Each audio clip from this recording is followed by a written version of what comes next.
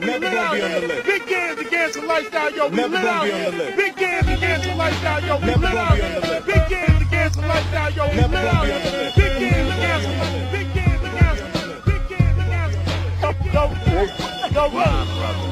One thing, I own the motherfucking month of July. One thing, I own the motherfucking month of July. I own the motherfucking month of September. I own the motherfucking month of July. I own the motherfucking month of September. You said you gon' One thing, I own the motherfucking month of July. I'm the only one that's traveling. I'm the only one that's outside.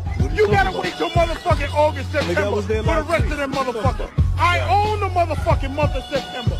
You said you gon' do the motherfucking who's lit it for the week or every 2 weeks or whatever. Yo, Big Gans against the lifestyle. Yo, we lit out here. Yo, I own the motherfucking month of July. And that's what it is.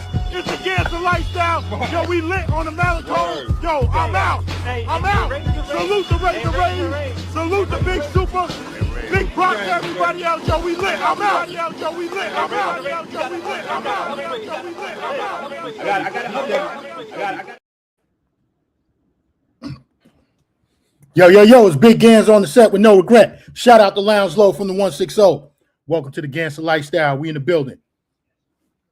We're going to get right to it. You know what I'm saying? I'm going to drop the link for my partner, Mr. Davis. Mr. OG Davis. This link is for him and for him only. Right? We're going to lay some ground rules. Natasha Duncan, check out the title, Time to Boss Up. Basically, what we're talking about is time. Time not being wasted. And that's why I called my partner, Mr. Davis, and I told him, yo, we're going to be on time. You know what I'm saying? Because we're talking grown man shit over here. And when you talking about bossing up, you got to be on time. You know what I'm saying? So it's no more fashionably late. You know what I'm saying? It's no more putting up thumbnails and whatever and not coming on till tomorrow. And so people, you put up a thumbnail and you set a time, Mr. OG Davis, what up? What I'm saying is you put up a thumbnail and you set up a time. You got to be on time. You know what I'm saying? You got people watching, following, and they asking, yo, go live more. So you owe it to the audience. And when we talking about bossing up, we talking about business-wise as well as everything else. So we treating YouTube as a business, which is what it's supposed to be treated as anyway. You know what I'm saying? So when you're trying to run a business, you got to be on time. You know what I'm saying? When you showing up, when you got to show up to that man's job, you got to be on time. You know what I'm saying? You late so many times, he gonna say, yo, this dude ain't serious about nothing. He gonna let you go. And the career field that we came up in, tell him, Mr. Davis, if you wasn't on time, that truck left without you. You know what I'm saying? They set up that board at night or in the morning, whatever. You not on time to get on that truck. Now you missing out on your truck money. They're going to stick you out there on baskets when you get there, or MLP, which I thought was humiliating, the MLP shit. But then I learned to love it later on in my career. You know what I'm saying?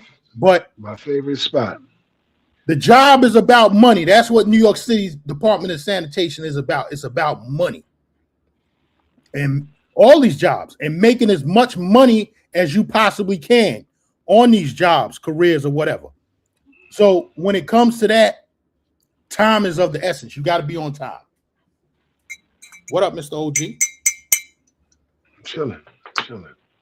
It's taking it easy, man. Let me get to it. The center of the day, Miss Natasha Duncan, please come to the stage. Come to the stage, Miss Natasha Duncan. Oh man. The scent of the day. We're gonna do a scent of the day, and we're also gonna do an unboxing because something else that I ordered came today. I wasn't expecting it until Saturday. I was gonna have it for the scent of the day on Saturday, but it came today. So we're gonna do a scent of the day, which is Angel Share by Killian. Let me take it out of the box, show y'all what it's looking like.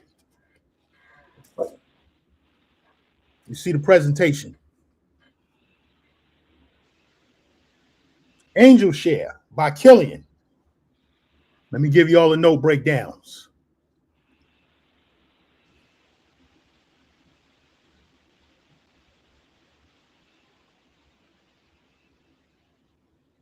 Damn, this thing is slow.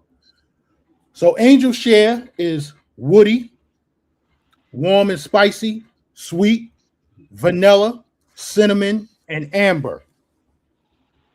Right? Mm-hmm. Angel Share was launched in 2020. The top notes are cognac, which I don't get, but that's what it says. I mean, I used to drink Hennessy. I don't drink it no more, but I did smell it, but I don't get the cognac in this one. But the top note is cognac. The middle notes are cinnamon, tonka bean, and oak. The base notes are vanilla, which I'm smelling the vanilla right now, sandalwood, and candied almond. I'm gonna have to get my hands on that. Yeah. Because amber's my top scent. Amber's my top note for me.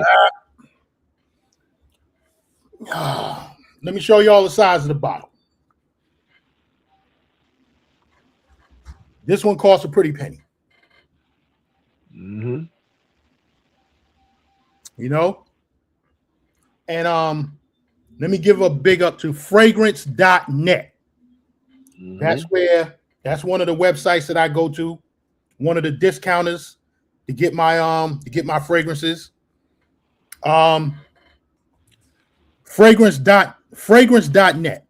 Sign up to fragrance.net, drop your email to them, and automatically you're going to get 15% off whatever fragrance that most of the fragrances, they're giving 40% off. And then they're going to give you another 15% off on top of that when you sign up to fragrance.net. Right? Mm-hmm. I also go to Fragrance X. I haven't used them in years. I use Joma Shop and fragrance.net more. But Joma Shop will also give you, I think they're giving 10% off. Their prices are cool. They're not as cheap as Fragrance.net. You know, that's why I go to Fragrance.net more and Joma Shop more. But as you can see, the presentation on the Angel Share is nice. You know, I'm wearing it right now. I'm smelling the vanilla. I'm smelling the wood. I'm smelling the amber. The cognac, I don't get it.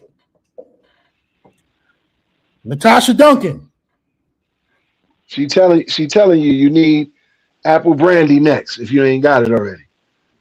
Okay, I was looking at what Killian has, but Natasha Duncan.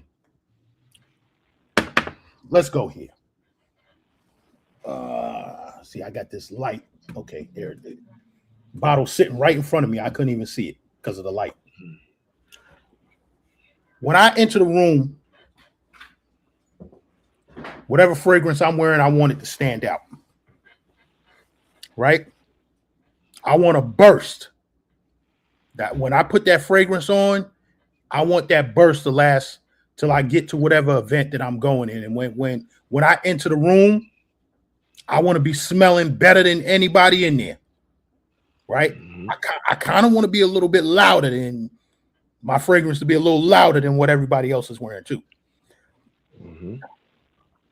I like the Angel Share. Right? I even like the way this shit moves in the bottle. It looks like it really looks like cognac in a glass. It looks like Hennessy. You know what I'm saying? Mm-hmm. It look like white Hennessy. Mm-hmm. Right? But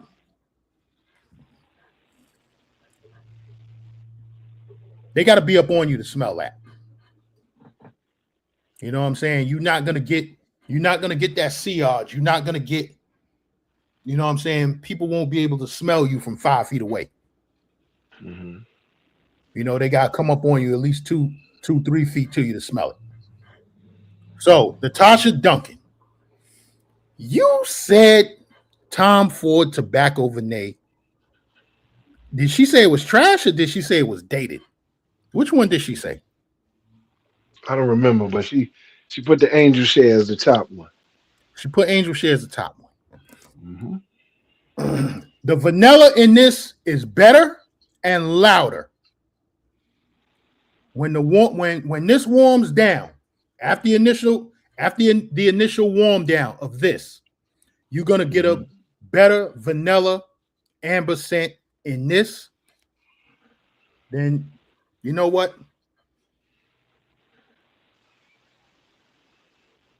This is gonna be louder. I'm not gonna say it's better, but I'm gonna say you're gonna get noticed more with this. Because that's what it is tobacco Venet. So the vanilla's in the name. You know what I'm saying? So y'all can see that again. Tom Ford Tobacco Venet. The vanilla in this is stronger. Now that the Killian's warming up a little bit more, I am starting to like it. I had it on. I put it on about 45 minutes ago. So it's in the warm down. It's smelling good right now. Mm-hmm. So yeah. Oh, and I said we're doing an unboxing. What's the book of the day? I'm going to tell you what the book of the day is. Uh-oh. Go on Amazon and get The Evolution by Coach Greg Adams. Yeah. Go on Amazon. You fellas go on Amazon and get The Evolution. Listen, before you get The Evolution, get The Free Agent Lifestyle. Read that first before The Evolution. All the guys that's in this chat or watching this on the replay, get The Free Agent Lifestyle first before you get The Evolution. Morgan, thank you for the $5 super chat. Salute Big Gans, catching up to your older streams. The dudes what does he say? The dudes you have on be roasting you. Entertaining streams. Oh, they don't be roasting me. Well, we're gonna drop the link later for anybody who wants to come up. We're gonna set some ground rules in a minute. You know what I'm saying? Let me give you the book of the day. Evolution definitely is definitely one to cop. But if you're gonna cop any Coach Greg Adams book, first cop The Free Agent Lifestyle. That's the foundation. I read it twice. It's a great book. It definitely is a nice starter to a man trying to get his life together, whether you're young, even if you're older, even if you were married and now you're divorced. It's definitely a good book. It's a great read. It's a quick read, but you can take a lot of notes from it. And The Evolution is more based on, all right, now you done adopted the free agent lifestyle. So now I'm gonna show you how to deal in this situation. Now it's time for you to evolve out in the field and stuff like that. I read probably a quarter of the book because sometimes I gotta really be zoned out to read some of these books.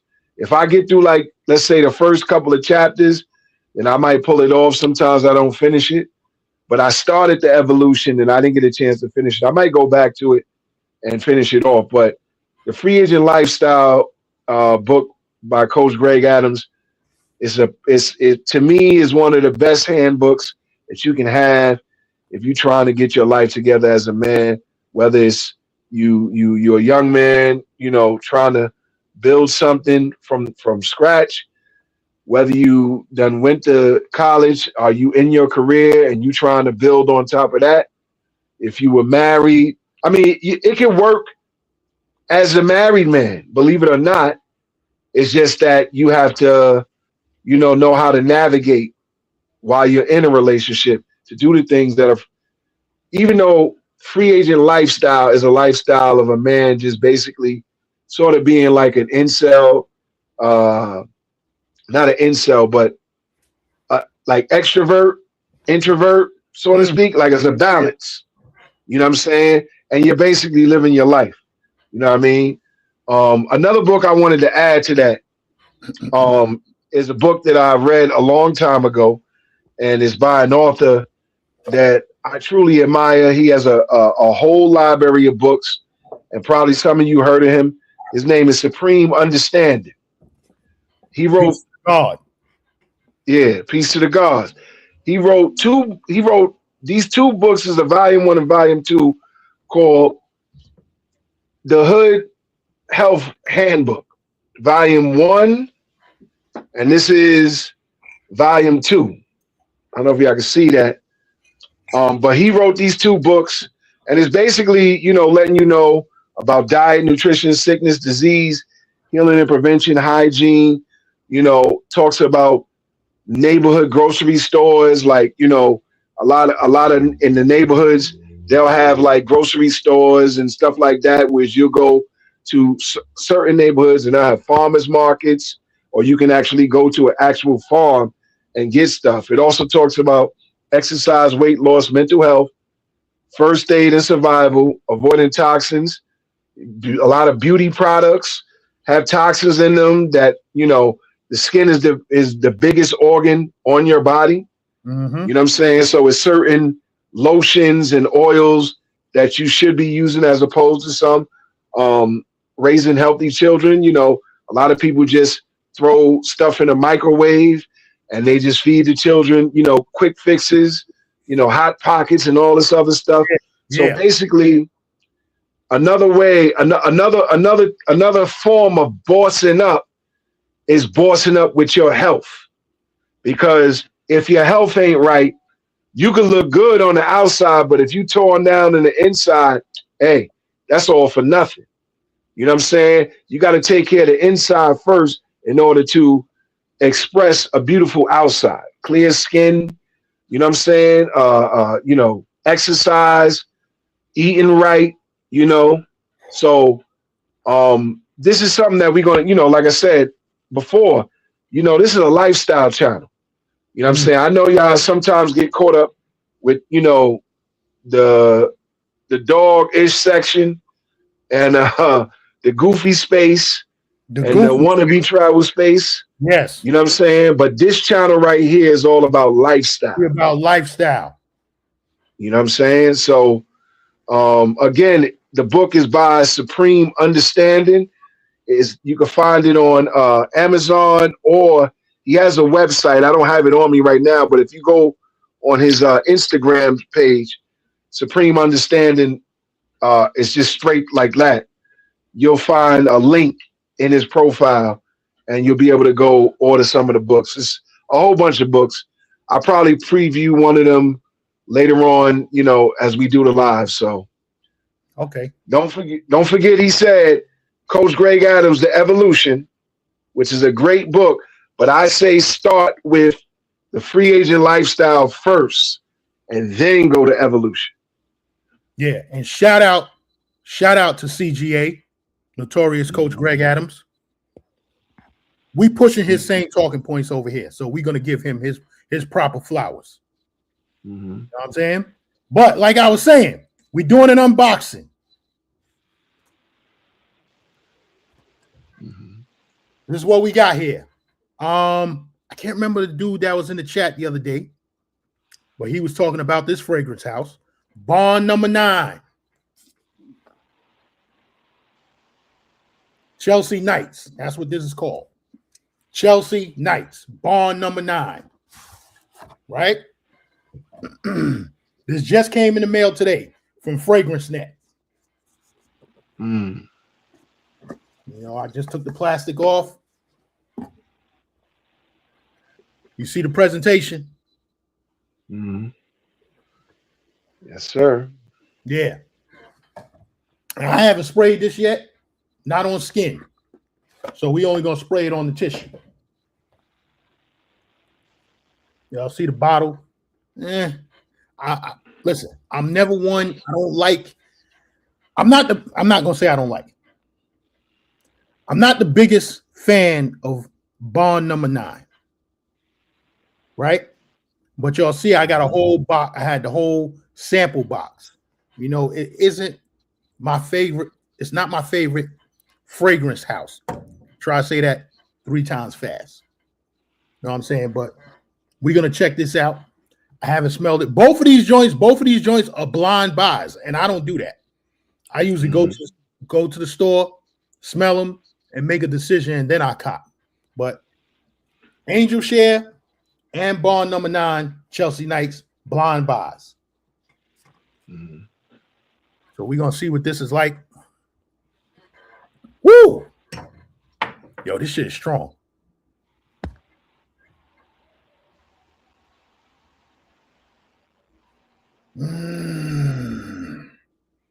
It came out strong. I think I need to smell it on skin. The paper's not doing it justice. Yeah, I need to smell it on skin. You know what I'm saying? But we're gonna give you the note breakdown anyway. I should have pulled that up while you was talking about the book. The book. Low Key Lux, just to reiterate or touch on the comments you made about Rich Dad Poor Dad. Majority of that information, especially now, is outdated. And nobody's gonna fall for that. The stuff that he's talking about in there. And it was a fabricated story. You know what I'm saying? He even admitted that.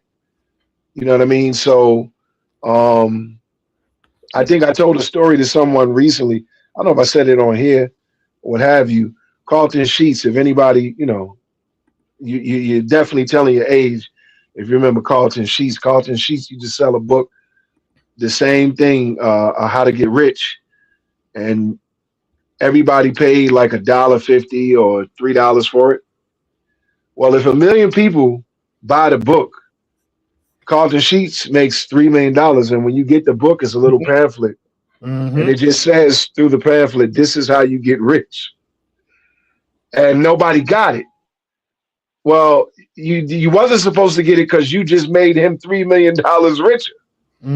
You know what I'm saying? So I'm not claiming that Robert Kiyosaki doesn't have the tools or the the instructions on how to get rich, but he'll even tell you in the book when the book was first printed that a lot of this information is outdated. So why would you say that the information is outdated when you print the book?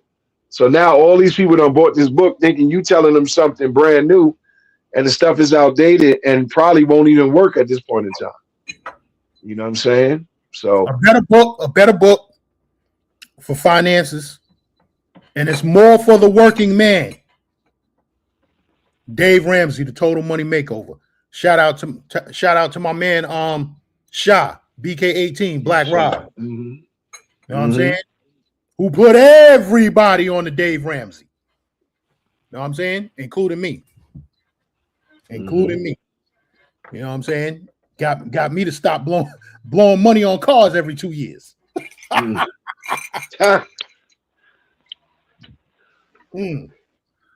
So yeah, let's get to Bond number 9, Chelsea Knights, real quick, and then we're gonna get into the show.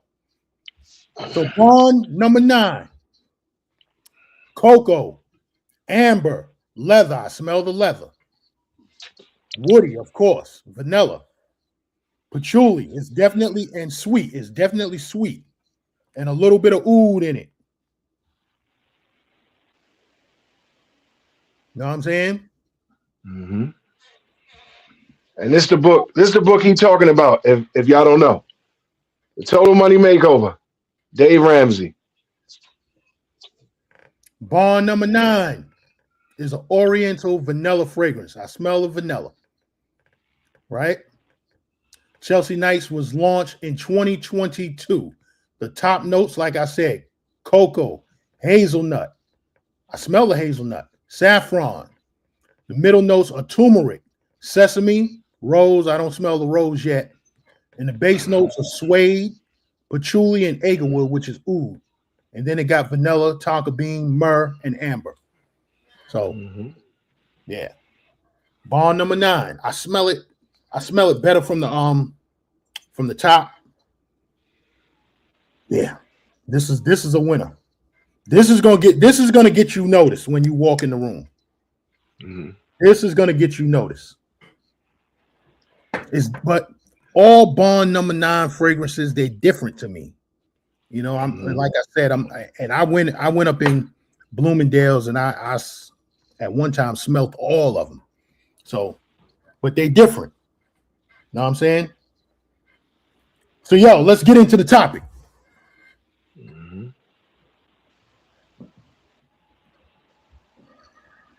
Oh, before we get into the topic, let me say this. So, like Gan said, you know, we are gonna establish a little bit of rules and everything. Yes. So I'm glad you reminded me. Go ahead. So all right. So listen, when we have topics and you know, like for example, tonight we have a topic, salute to Banks Dillinger, right? We're going to speak about the topic, right? So you got to give us a little bit of time. Okay, we took a little bit of time with the fragrance segment, the book segment, so forth and so on. But a lot of times we will have this show started and we'll be getting our points across, and you know, you guys can light up the chat, ask questions, whatever the case may be. Now, if we do happen to open up the panel during the show, this is all we ask. Please don't speak over one another. Give each other a chance to speak. Try not to take up too much time in giving your explanation. You do not need more than 2 or 3 minutes to get your point across. Okay? Yeah. If you're speaking too long, we're not even going to say land your plane. We're going to say make your point. And if you don't make your point within seconds, then that mic is going to be muted. That's number one. Number two, we don't want nobody talking over one another. If 2 people are talking over one another, you can't hear either person. So if, you know, we're trying to conduct a show not just for its authenticity, for its maturity, but also for its respect. And we should respect one another's opinions, views, so forth and so on. This is not a smoke show. This is not we're going to argue with one another and scream over one another and curse each other out. We're teaching lifestyle. And one of the things in lifestyle is having respect for one another. That's the biggest thing that a man requires in his life is respect. Forget about loyalty for the moment, but respect is the biggest thing that a man asks for. So what we ask is for you to respect each other.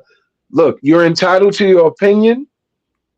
Sometimes we may go off on a tangent and get off topic, but we're going to get back on topic. So pay attention to what's being talked about. And then when you come in on the panel, you know what's going on, so you're not lost in the source. You know what I'm saying? But have respect for one another. Right. Yeah, again.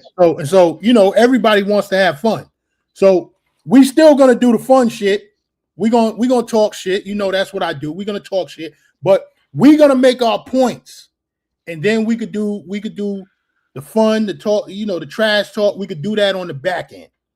You know what I'm saying? But we're trying to get our point across in the beginning, make the shit look a little bit more professional.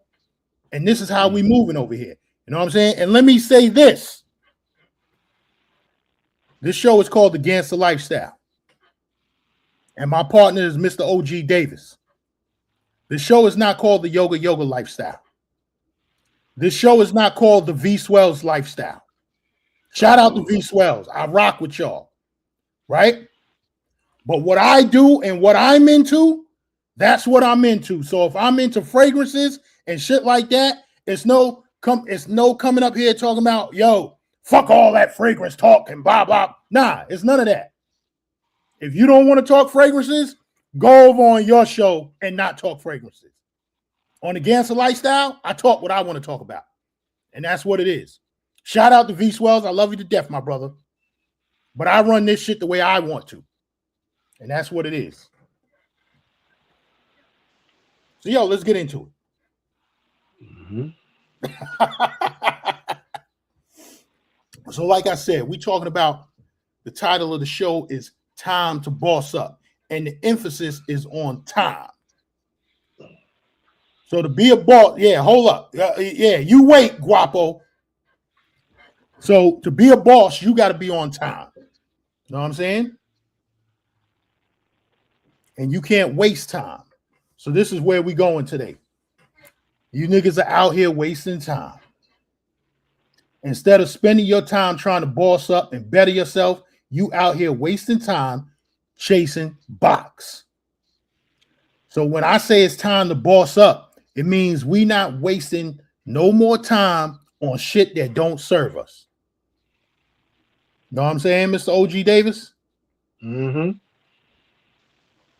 And I'm going to get straight to the point. A lot of dudes in this YouTube space and other spaces, but we talking about this particular space that we happen to be in and trying to move away from a little bit. We still dibbling, dabbling in it. You know what I'm saying? But we still trying to, but even in them other spaces, the red pill space also.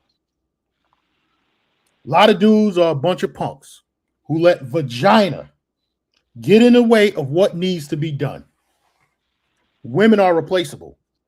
Time isn't. Money is replaceable also.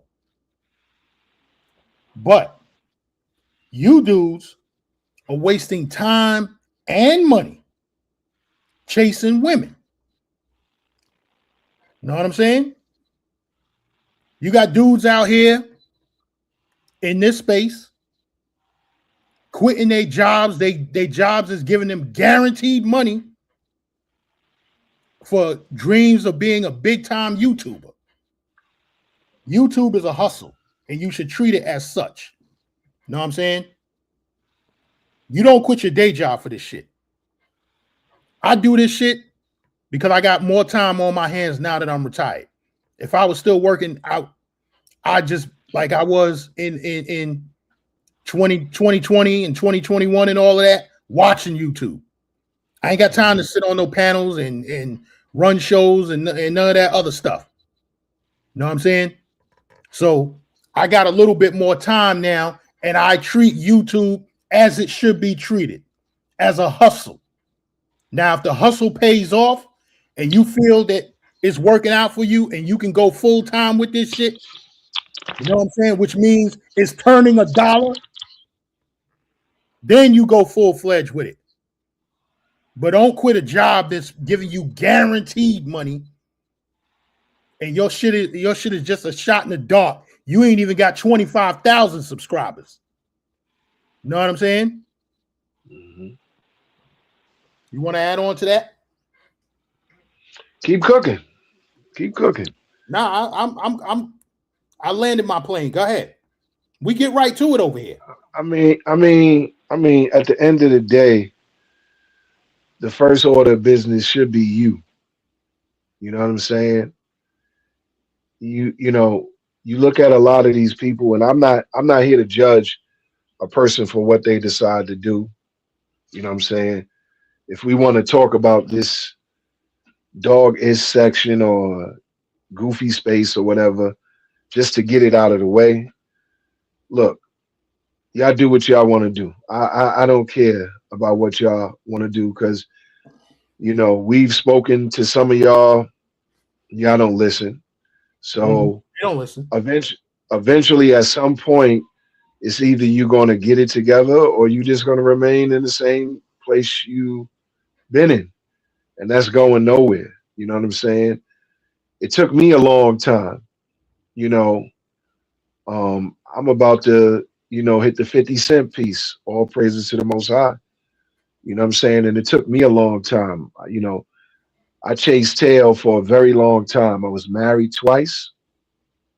And even while I was married, I was chasing tail. You know what I mean? So I made a lot of mistakes along the way. And it took me till I was probably 43, 44 to decide, like, yo, this can't be the way. And I had all the principles, I had the blueprint, but the vice was the tail. You know what I'm saying? And see, here's the thing. When you're chasing something, the object that you're chasing is refusing to get caught. That's why you keep chasing it. Right. You know what I'm saying? So as long, like, what was it? Coyote Roadrunner. I think there was probably maybe 1 or 2 episodes where the coyote actually caught the Roadrunner. And I think that was just because they needed something different to do. But he never, no matter what he did, he never caught the Roadrunner. No matter how fast he got, he never caught the Roadrunner, because anything that you chase is refusing to get caught. Now, some people will disagree and say, well, what about chasing the bag? There's nothing wrong with chasing the bag, but at the end of that chase, you're tired. See, what you need to do is you need to build yourself up. And V Swells, get ready for this word, V Swells. You have to magnetize the bag. You have to put yourself in position to where it's like the law of attraction. You attract the bag. You don't chase the bag. You chase the bag in the beginning to build. And as you build, and as you're building that bag, you building yourself. And you start to, I remember I used to work for this company called Metro Tech Bid Public Safety, which is downtown Brooklyn. In the Metro Tech, we used to work for Bruce Ratner. And we were peace officers, you know, making good money. We was able to arrest people and stuff like that. So anyway, a brother that became the president of our company at the time, his name is Oscar Odom III. If anybody in the chat knows him, you know, put a 1 in the chat. So Oscar Odom, he was a former detective for the NYPD, served in the military, and at that time he was working with the UN. He was working with Homeland Security, but he was also doing the bid, the Metro Tech bid. One of the things that he told us was like, yo, this is a dead-end job. It doesn't matter how much it's paying you, or what have you. Yeah, you got the right to arrest people, but you need to treat this as such, a stepping stone. Build your bag, go out there, take all the city exams. If you need to get any certifications, go get certifications, go get a CDL, any and everything that can build up your resume, your attributes, so that instead of you having to chase the bag, you have the magnetism to draw in the bag. So you get a CDL, whether it's a Class B or Class A. You're driving trucks, you can work for sanitation. You go out there, you get your 60 credits in college, boom, you can get in the police department. You can work for 911, or you could decide to do a career. You know what I'm saying? It's all building blocks to building yourself up to do something with your life, to do something that brings in the resources that you need to live your life. Women, like he said, are going to be there all day. Just like somebody in the chat said that women are like fish. They're in the sea. You can go fishing anytime and get you a woman. But the most important thing is to build you up, because you are a creation of the Most High. And if you look at yourself in the mirror, you are a king. You are the one. You got these broad shoulders. Even if you're skinny, you still got the broad shoulders and the build to be a protector. You got the strength and the mindset to do a certain career. or build up your own company. You know what I'm saying? The most important person before anybody else is you. And if you don't have your ish together, you ain't going to be able to boss up. You ain't going to be able to boss up and be the king of your household. You ain't going to be the one that's drawing the women in. Because listen, you can go out there and all this money. You're muted.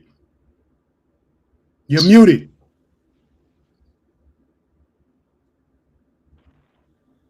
I'll be right back. I can hear you now. So yeah, you heard what he said. Guapo, you got to give us a few minutes, man. I wanted him to tell you, we laid down some new ground rules. We're gonna get our point across first. We're gonna take half an hour, 45 minutes, which is going on to 45 minutes right now. We taking half an hour to 45 minutes to get our point across, to talk about where the show is going. And then we're going to bring dudes to the panel. You know what I'm saying? So this is where we're going. It's time to boss up. And this is how we run in the show. You know what I'm saying? Give me a second. While Mr. OG Davis is fixing his mic, because he was trying to land a plane. So, but let me land another plane. Because see, I'm a shit talker. I'm a trash talker. We about business, but I talk shit. Hold on. Go ahead. You want to finish what you were saying? Yeah. I mean, I vaguely remember, but here's the thing. That's how you stop chasing, when you start building.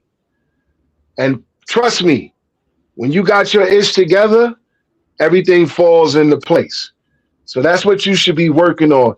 You should be working before you involve yourself with women, before you think about starting a family, before you start thinking about all these other things outside of you. Work on you first. No matter what age you are, you could be, a 18-year-old still in, coming out of high school, going to college, just finished college, 30 years old, 40 years old, 50 years old. It's never too late. It's never too late.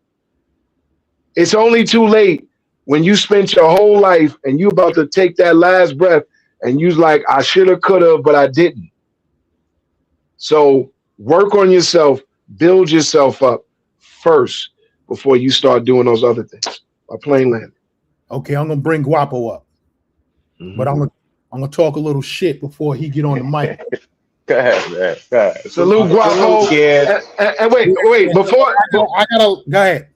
Hold on, before you say anything, I stand with Guapo. And Guapo knows what I mean when I say this. I stand with him. So if anybody got an issue with him, they got an issue with me. Oh man, I appreciate that, OG D. You already. Well, nice I'm not getting. What up, though? What up, Guapo? I'm not getting in the middle of that because I'm cool with both of y'all. Guapo, other than YouTube, we have yet to meet in person, but I have met Nomad in person. He is a playable character, right? And me and him was cool.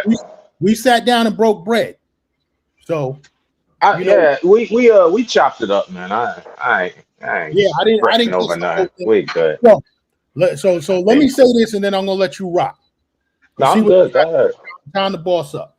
So the other day, I said Kevin Samuels should have stayed on you niggas to help build y'all up.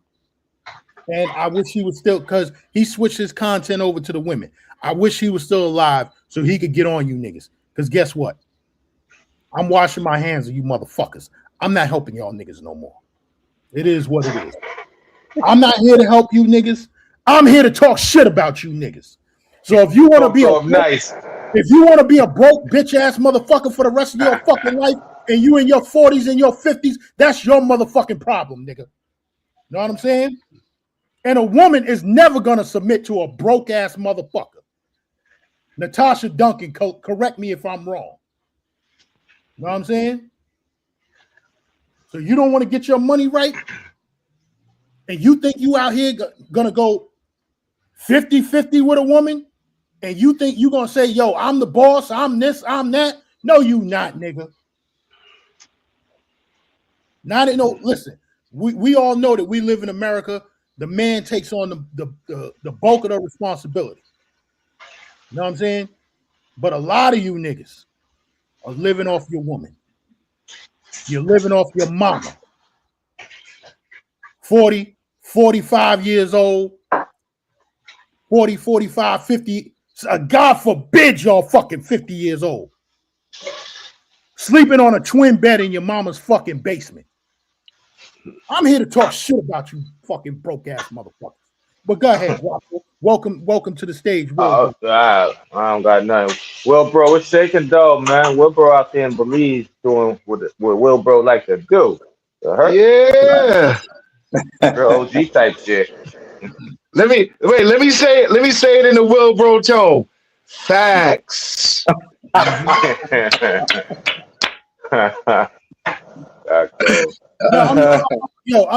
Hold on. Let me add one more caveat to my point.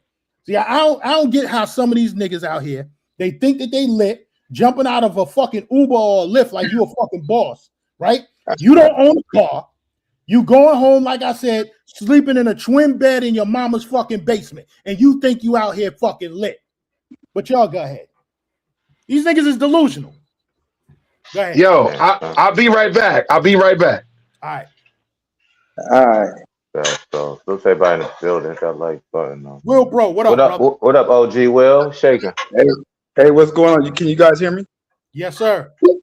Oh, okay, yeah. No, I'm kicking it, man. It's a beautiful thing, like you said, Gans, when you got your stuff together. How I flip this camera around?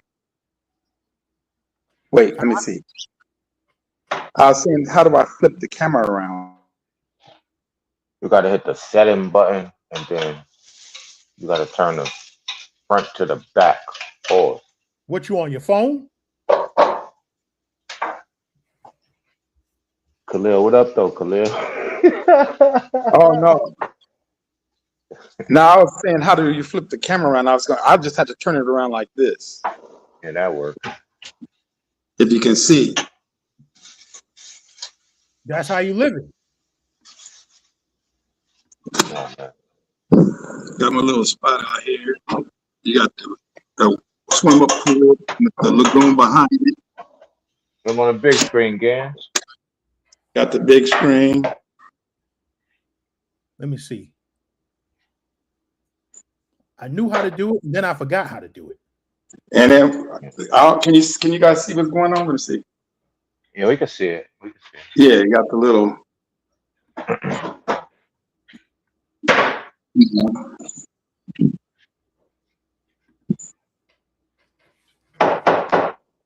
Oh shit, that look like my crib. I ain't gonna hold you.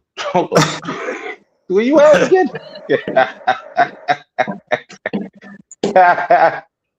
Look like my loft. Not gonna lie. It's a loft. Mm-hmm. Yeah, that's fine. There you go. Oh yeah, that shit hard, son. How long you gonna be out there again? I'll be out here till I'll be coming back Monday. They having a drop down. They having a Super Bowl party right outside my room here. It's loft. They're gonna have it by the pool. It's gonna be a big screen TV and everything, party and everything, right outside, right there, right outside my room. I can just open the screen door and go. Oh, that's a good look, son. That shit's fire, son. Cool. Yep. And I was rolling. I got a golf cart the whole time because you just drive around in golf carts out here. You know what I'm saying? Yeah. But yeah, it's all good. Don't drink and drive, good fella. Right. Yeah. Oh, you can do that out here.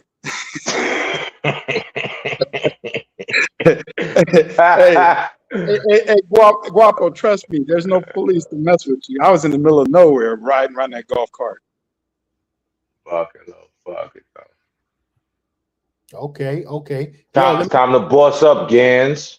Let me And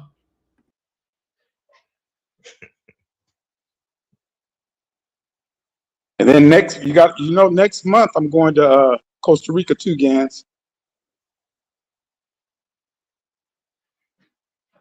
Also to Costa Rica though. I never been. I have no want to go. I'm good. Yeah. That's gonna be next month. I'm going there, so it's all good. I heard you was that guy out there. Oh yeah, definitely. my bad. Nah, yeah. Costa Rica's popping right now. Yeah. Shout out to my man Jersey Hitter. He hit me up today. He's in Costa Rica right now. He said, "Yo, the Cocal is sold out." Sold out. Hey, Gans, you know I got the inside connection, so I got my room. And you know the room it is. It's the one that's next to the restaurant on the beach. You know which one that is in the corner. Okay, my man Jersey Hitter got his main room too, but he couldn't get in there this time. I'm in there though. You know what I'm saying? I got the inside connection. So I said, "Is my room available?" Oh yeah. It's on. Yoga, give me a second, Yoga. I see you. Give me a second. Let me read TF's comment. Yoga. He said, "I agree with most of what you're saying, Gans, but women definitely submit to broke ninjas when they put that heavy D on them." Pause. You know, I was thinking that when you said that, I was like, but Anaconda be crazy though. Nah. Yo, she only gonna submit to your broke ass dick for so long. That's true. You got a point there. Man, history says different, man. What about how many chicks we know from the hood? Pretty chicks got shit going. Mostly nurses and shit like that. How many of them got a bum ass nigga in jail? Nigga come home, she get that nigga her whole paycheck. Hey Yoga, we know that we know this story. We got yes, sir. We got some ground. Yes, we can hear you. But we got some ground rules. This is where the Gangster lifestyle is going. Okay, go ahead. You got a minute and a half. You got a minute and a half. Once your plane takes off to land your plane and make your point. I just came on the panel just to chop it up regular. I didn't come to speak. Hold on. This is not a flight to Thailand. This is not a flight to Thailand. Oh, okay. This is just everybody's. This is the general rules for your panel in general. Yes. Okay, cool. All right. Yes. Let me ask you about that coat you got on, man. Look like you got some fly threads on there. This is Daniel's leather, brother. Shit. Who is it, man? This is Daniel's leather. It looks very posh gangsterish. It looks very Manhattan gangsterish. Yeah. You know, it looks like you could be in Atlanta and go down to the Ritz-Carlton and that.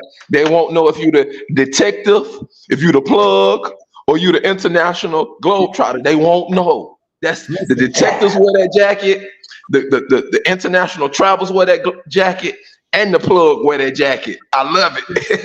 Yes.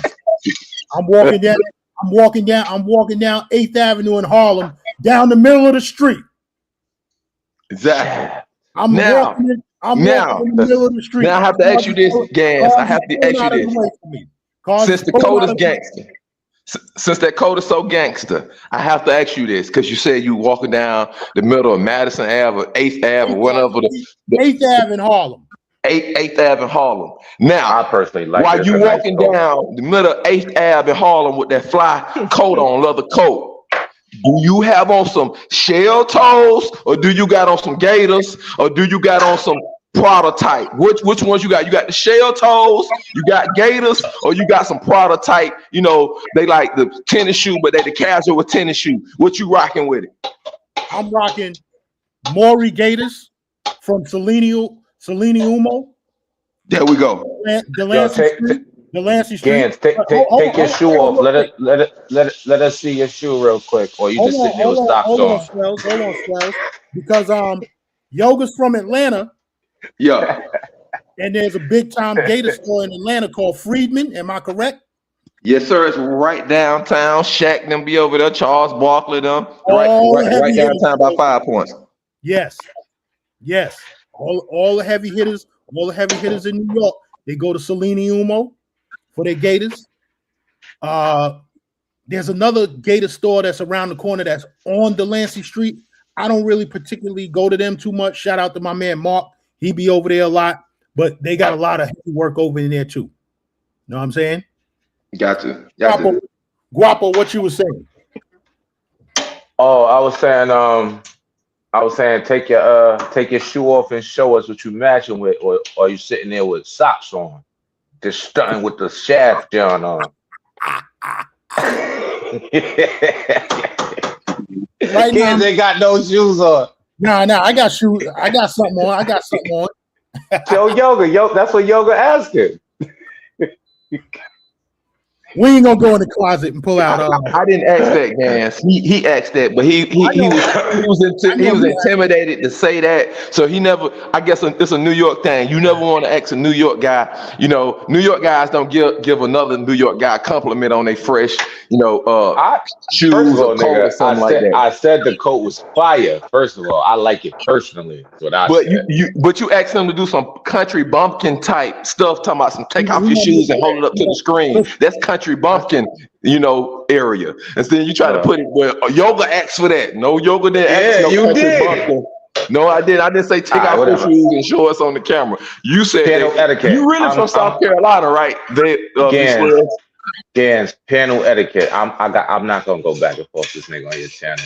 Come see me on the Good Fella Network if you wanna talk and shit. But Gans, go ahead, son. Time to boss up, sir. I don't know what that was, but all right. I don't know what that was. He talking about, Yoga want to see you hold up your shoes. I'm like, what is he talking about?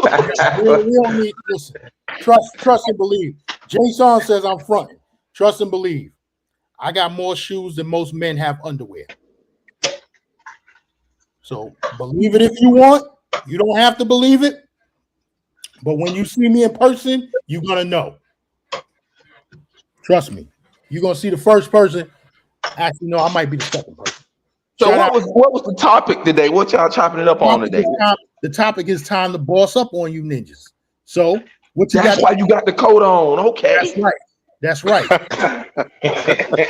I already knew that, so that's why I pointed out the coat. I already knew the title of the show, everything. You know me, I throw you an alley-oop. So I came right on the panel and brought up your coat like I was supposed to, because the title of the show is about bossing up. So that's, see how I segue into it? So yes, Yoga, I already knew this, people. I brought up the fly coat that Gans got on the show, that not only his show, he talking about bossing up on the weaklings, that he is bossing up on you weaklings in real time.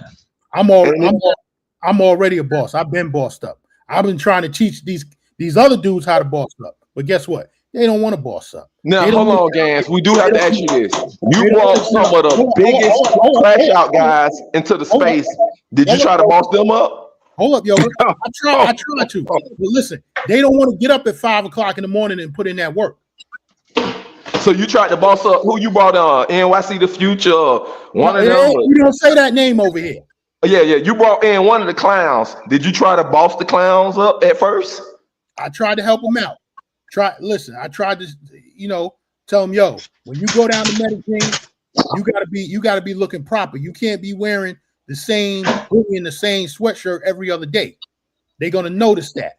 They're gonna notice the way you look. They're gonna notice the way you smell. You know what I'm saying? This ain't Saussure.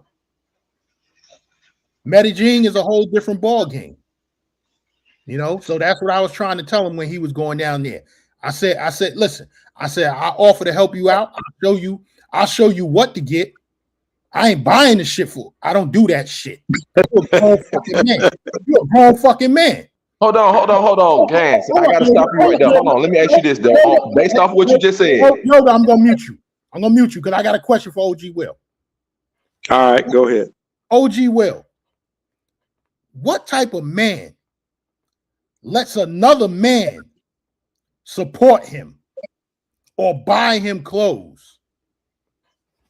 Answer that question for me. P. Diddy. You seen what 50 told Diddy, right? P. Diddy, right? Yeah, I know. That's why I said it. Somebody in the travel space did that. Yes. Uh-oh. I didn't do that. No, I'm saying somebody did. The guy. Somebody actually bought him clothes. No. Wow. I'm saying in this space, y'all remember Austin Holloman took Floyd shopping. Y'all remember on the live and all that. I didn't know that. I don't. Yeah, Austin Holloman took Floyd shopping in Brazil. I don't watch Floyd or Austin Holloman. Yeah, I'm just saying that, this is a couple years back, but you brought that point up, so I'm saying that's somebody, that's off code. Okay, go ahead, Yoga. I'm reading the chat.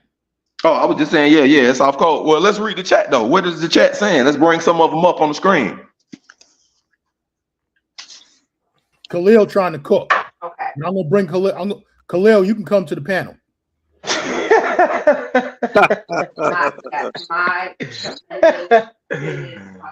Who is the man? Damn. But, nigga said, Gans, you sitting there with no socks and Fruit of the Loops on. And flip flops is crazy. Yo, Hey, Guapo. I'm gonna get to you in a second because no man kind of cooked you on them Hanes t-shirts. Oh, it's a Hanes t-shirt. So this is a Hanes t-shirt, and then there's the one of ones. It's just different. Like, I'm macking with the Hanes t-shirt. We out of the fucking country. I'm not there to impress nobody. Listen. My t-shirts are all Polo Ralph Lauren. Well, I don't wear Polo. Hold on, I'm gonna tell you something. Them Hanes t-shirts, I see why you leave them. I see why you leave them down in the country or you give them away. Exactly. Because once you wash it, the collar is gone. The collar is over. It's over. You know what I'm saying? I get about 4 or 5 wears out of the Ralph Lauren joints. That's why them joints come home. Man, I get one wear out of any shirt I put on. See the difference? Yeah. It's different. Levels of this differences. Now, Jason says, hands in the mirror looking at the shoes. That's right. I'm in the mirror looking at my 6-pack. FA sneakerhead. We don't want to go to the sneakers. Now that I will pull out because they right over here. The shoes I gotta go in the closet. The shoes stay inside the shoe boxes. And I got the cases. I got the cases for the sneakers. You know what I'm saying? So I can step right over here and pull those out. Where y'all want to go with it? I got nothing. I'm staying out of it. None of y'all niggas got more sneakers than me. But I'm staying out of it. Okay. So nah, you need to stay in it because you the only other New York nigga on the panel. So Jason wants to know, Gans, is that a New York thing to brag and boast about what you got? Let me tell you. No, it's not. What? Jason, you know why he's saying that? Because he's from Brooklyn. Right? Mm-hmm. I'm from Staten Island and part-time from Harlem. You know what I'm saying? Shout out to 147th and 7th Esplanade Gardens. Shout out to 129 and Convent. You know what I'm saying? The Hill. Shout out to all my people up there. You know? I'm from Harlem. We pop shit and we look good doing it. You know what I'm saying? Now, y'all Brooklyn niggas, no disrespect to y'all, but y'all playing catch up to the Harlem Cats. Shout out to my East New York niggas. Shout out to my Bed-Stuy niggas. But when it comes to this, I'm from Bed-Stuy, nigga. Yo, but anyway, when it comes to this fashion shit, y'all playing catch up. You know what I'm saying? I ain't really into all that, man. I'm an old man. Look, Jason, no. All New York niggas are not the same niggas. Some niggas are fly boys, pretty boys. Some niggas keep it thorough. They be macking. Some niggas into the sneakers. Some niggas into the chicks. You know, it could be a combination of one person. You know what I mean? But me personally, I don't brag about anything personally. And yeah, I do wear Hanes t-shirts. I don't care, nigga. What? So what? They be on me though. It don't matter. So Jason, every New York nigga not like that. It's just Long Island niggas who think they from Harlem. You know? Matter of fact, what? Like I said, Bed-Stuy, East New York. Go ahead. It's my hood. It's my hood. No, I'm good. Go ahead. Go ahead. Y'all rock on. I'm gonna show y'all something. Oh man. I'm gonna put on some shoes. Nah, I ain't putting on shoes. I ain't putting on shoes. Nigga sitting there with no shoes on, just a pair of polo socks. Look at that. No, Part of my background. I actually got on Uggs. What kind of Uggs, bro? Can y'all hear me? Yeah, we can hear you. We got a man Uggs, good fella.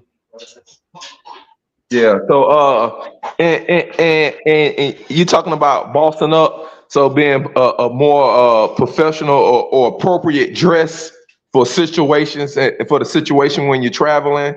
So we want to talk about bringing up the level of appropriate dress, behavior. Of course, behavior is going to come with that.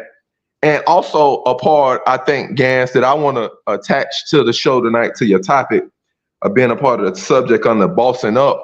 I think a part of bossing up, the part of the travel is also doing some cultural trip, something else outside of just the strip or where the chicas are at on your vacation. Like example, some bossing up things like taking a helicopter tour of the city, like Medellin, or if you're in Cartagena doing a horseback riding on the beach, or going out doing a yacht excursion where they take you around on the yacht for 2 hours. You have dinner on the boat and go to different islands, and go to if they have river safaris, tours, things like that, and that's bossing up your trip to make your travel, your experience more enriched. And a more enriching situation where you're just not going to the strip, to the beach where the chicas at. Like literally, you went somewhere and seen the history of the country, went to some museums or monuments, or the oldest churches, went to the islands, the rum factory, where they do make some of the country's products. Just things to boss up your travel. So, what do you think about that? Yeah, of course. You got to get out of the same monotony. You know what I'm saying? If you go down to Medellin for 15 days, you can't spend 10 days of it in motherfucking Parque Yeras. You got to do different shit. You know what I'm saying? But like I said, since we talking about bossing up, I'm gonna introduce y'all to a boss. V Swells, he already know this cat. You know what I'm saying? My man Meatloaf out of East New York. So the Meatloaf, facto.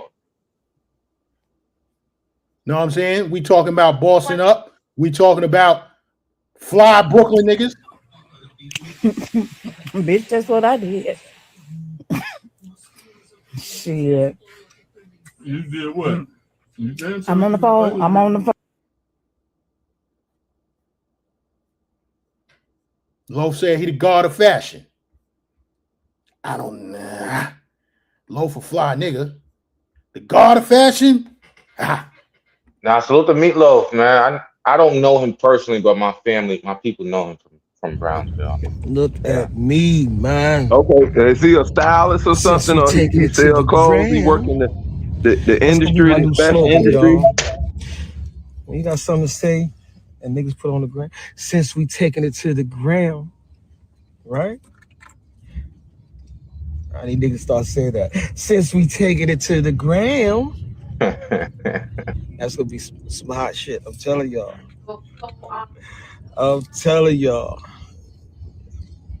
How your health? Your health good?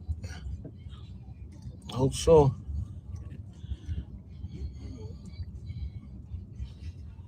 Come on, smell. Fuck that. Gotta have y'all bliss, Texas. Cold out this motherfucker, man. good coat on, dress warm, fly as fuck, live comfortable, man. That's it, man. Enjoy life, man. I swear to God, please enjoy life, man. You got other motherfuckers that can't even enjoy this shit, man. You know? Believe me. Enjoy life. You got one life, man. Enjoy that shit, man. Do what you could, live healthy, get as much money as you can, take care of your family. Shit like that. Be around some good people, some good energy. Get what you want. Enjoy what you want. I go fuck, what is it? Skateboard, it's a rocket ship. Get what you want. Enjoy that shit. Because when it's time to go, it ain't gonna matter what you got. It ain't gonna matter if your fucking credit score 2,000. That shit gonna be over with. You're going in empty-handed. So whatever you have was a myth. You know what I'm saying? So just enjoy life, man. That's all. Because I swear to God, I'm gonna enjoy mine, man. Nigga, I'll be 60 in 3 years. 60. Look at me. 60 in 3 years. Fuck a motherfucker gonna tell me. Oh, you supposed to have fucking overalls on, or you supposed to have fucking plaid pants on with a long john shirt. Get the fuck out of here. Dress how you want to dress. Y'all motherfuckers be talking all this dressing shit like y'all niggas know, like y'all know for sure, like y'all niggas like that nigga. Nigga, I remember I was on Summer Youth line dressing, motherfucker. Salute the Summer Youth. Every 2 weeks. I stretched blood out of that $150. Every 2 weeks I was getting from Summer Youth. What? You gonna tell me about fucking dressing? Hey, yeah. Hey, yeah. Bitch, is you crazy? Wear what you want to wear. Who gives a fuck what they think? You wear exactly what you want to wear. And be proud about it. Trust me. Nobody gonna dictate how you fucking dress, how you live, how you eat. Fuck out of it. And you don't even fucking know how somebody gonna dictate what you look like, right? They don't know you, you don't know them. How is they gonna dictate that? You know? All right, pause it right there. So you see what it is. You see what it is. He's from East New York. That's my man, Meatloaf. Now, Yogi, you asked what he do. Yeah. New York City Sanitation, property owner, owns several buildings, several barbershops. You talking about bossing up? That right there is an example of a boss. Okay, now I see why he got a Instagram and he talking about his wardrobe. Okay, that's to send. Okay, I'm looking at. Okay, he got a business where he trying to garner this attention about his wardrobe, then to send guys to the barbershops. Okay, I peep game now. Also, so if you own a barbershop, yeah, you want to be I'm fly. I'm always clean cut. I'm always dapper. And yeah, this is my gentleman shop to go take care of yourself, gentlemen. Go get your shave, wax, line up and all of that. I got it. He also has his own clothing line. You see the motorcycles. Oh, okay, yeah, that's what I'm saying. The clothing line then. Okay. Yeah. Makes sense. Yo, Gans, you should bring him up one day and have a conversation. Already hit him up. Me and him gonna do a one-on-one interview. Yeah. But it's gonna be about motorcycles. Make it about everything: motorcycles, bossing up, business, fashion. We're gonna do it. I'm gonna hit him up, see if we can do it from the barbershop. He gonna lace me up. You know what I'm saying? I might go.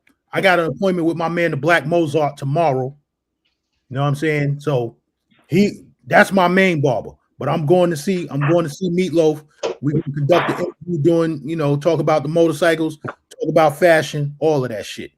You know what I'm saying? Like I said, one of the dumbest things you can fucking do is fuck up a chance at so many opportunities because of your feelings. Because of your feelings about the choices that another person or other people make. When you get so engulfed in your feelings about what other people do, that shows a lack of security amongst oneself, especially when all you could do is lash out with hateful remarks and ignorant shit just because you feel different about something that somebody else done. But keep in mind that when you open that motherfucking door up, you don't get to close it when they come running through that motherfucker. You don't get to say, oh, that's too much, or oh, that wasn't that serious. You don't get to do all that. When you open that hateful door, you got to deal with whatever come running through that motherfucker. So, So the meatloaf factor. You know, one of the dumbest things you could.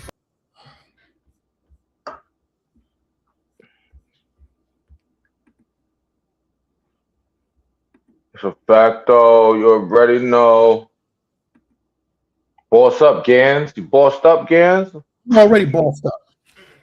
I'm already bossed up. You know what I'm saying? I do my little hustle from right here in the house, 2-family house. You know what I'm saying? Trying to make some moves. Me and my peoples. Well, we already made some of my peoples. They already made the move down in Punta Cana. I'm trying to make another move in Colombia. So, and that's where we going. Shout out to my man right here from the grave, from the sandbox, cradle to the grave right here. You see what it says? If you don't know it, it can't be explained. You know what I'm saying? But Tariq, I try to help them. You know what I'm saying? They don't want to listen. It is what it is. So what up, Guapo? What you got to add to it? Bossing up or what? No, you heard what I said. You heard what I said, right? Up, man. I've been bossed up for a long time. You heard what I said. You thought you caught a stray. Like I said, huh? I said this is the gangster lifestyle. This ain't the yoga lifestyle. It's not Swell's lifestyle. So if I'm colognes, I'm talking about colognes. That's what it is. Yeah, you good. It's your job. Look, my panel etiquette is on fleek these days, son. You know what I mean? I just be chilling. I'm just here showing love. You working on that shit? Yeah. I'm doing a lot better, right? Hold on. I'm doing good. I'm just chilling. But yeah, I've been bossed up, man. This shit ain't new to me. This shit light, son. Facto. But yeah. Check out what he said. He said, so New York confidence is different from regular confidence. Hell fucking yeah. Yeah. Yeah, it is. Here's the easiest way to explain that, Jason. So you live on a 3rd floor in a building, right? And it's 8 apartments on the 1 floor. And it's people to the left of you, to the right of you, right? Above you, below you. And it's 19 stories, right? And then it's 10 of them shits. It's a lot of people. So your ability to adapt and your confidence has to be on fleek. Your joke game got to be on fleek. You got to be fly. You got to do something to get the bitches in the hood. You have to stand out, whether it's basketball, rapping, being fly, whatever. It's just, and you got to deal with these personalities every day. Every day, you got to deal with all these people. So our confidence is on another level. But we invented everything pretty much. The only thing we didn't invent was drive-by shootings. Other than that, the whole world and everything in the culture comes from New York. It always did and always will. Just that simple. That's the best way I can describe it to you, Jason. You know, we just a different breed. And see, we're just different. The problem with this this goofy nigga travel sphere, y'all pay too much attention to the goofy niggas. And that's Big Ann. Hold on, I'm gonna drop the link for Khalil. I was saying, Big Ann, should I put on my coat and boss up and get on camera? Yeah, son. Okay, I'm gonna go ahead and grab my coat right quick. Gans, I ain't trying to stun on you. I'm gonna grab my real coat, all right? Let me say this. So, y'all watching the goofy clown ass nigga over there, the fugazi ass nigga, right? He needs to take New York off his name because he's not a representative of us. Most of us is some fly getting money ass niggas. You know what I'm saying? And that's all 5 boroughs. Shout out to Newark. Because them over there too. I rock with a lot of Newark cats. Shout out to my man Zach from Newark. Third Rail Entertainment. Salute to Newark. So to my nigga Free. That's a fact though. You know what I'm saying? So to my nigga Fresh. Yeah. Fact though. All 5 boroughs. Staten Island, the Bronx, Brooklyn, Queens, Harlem, Lower East Side. Salute to LES though. We always been some fly motherfuckers. You know what I'm saying? From the Hispanics to us, black people, even the motherfucking Italians. You know what I'm saying? That's just the way we are. Here come this dude. What up, Khalil? Look at this dude. You trying to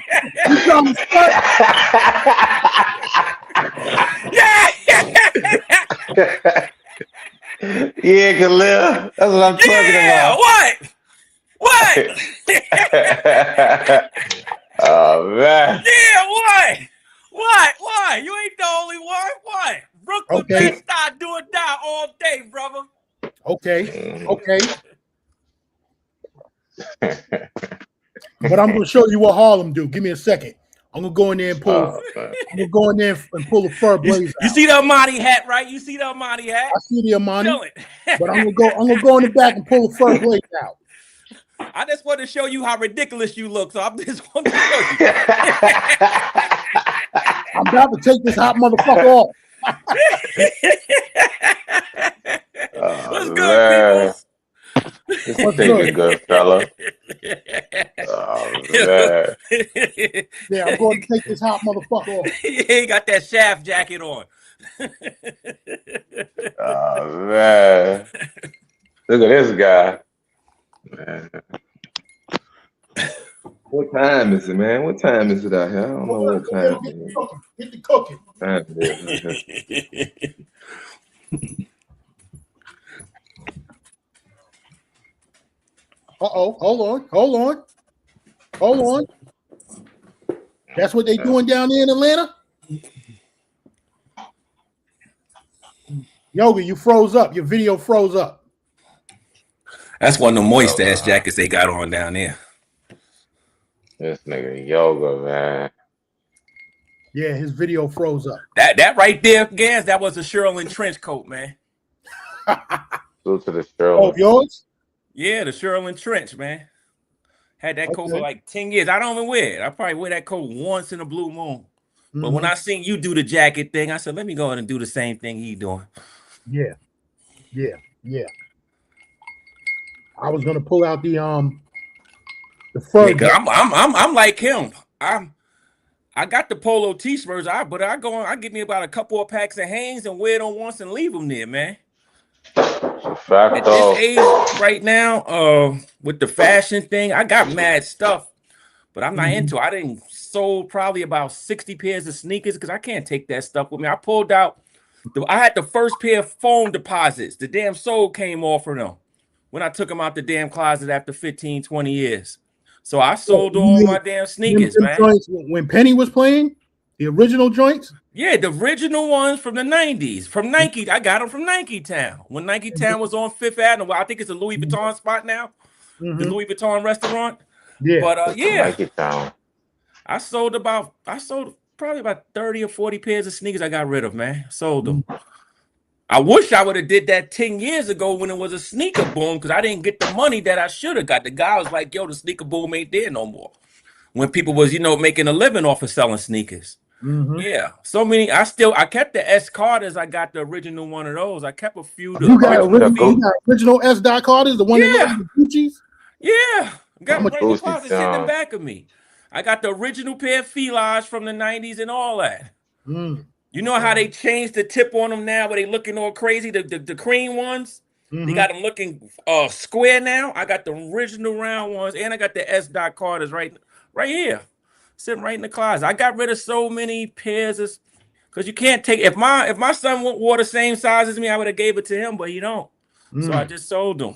No, that's funny. I was just thinking that in my head. I was like, shit, I got 2 lenses with them damn sneakers, man. Yeah, I was just thinking that. Like, I gave my son like 40 pairs of sneakers. You know what I'm saying? So it's don't get me wrong. I like dressing nice, but salute to Drew G. He said, not my number one thing. In Harlem, them dudes will be living 6 in one apartment, but they outdress you. I give them that credit. It'd be 6 in one bedroom apartment. They be the flyest 6 dudes in 1 bedroom apartment. That's that Harlem way. That's why they don't own none of them buildings now, because they was too busy buying clothes. Harlem. Yo, that's one thing you ain't lying about. Yo, the one regret that I had when Giuliani first became mayor, he was auctioning off them brownstones in Harlem and Bed-Stuy for $1. For $1. All you had to do was buy 2. You know what I'm saying? Brownstone, how much a brownstone going for in Bed-Stuy right now? Shit, 1.3. 1.3. I got one.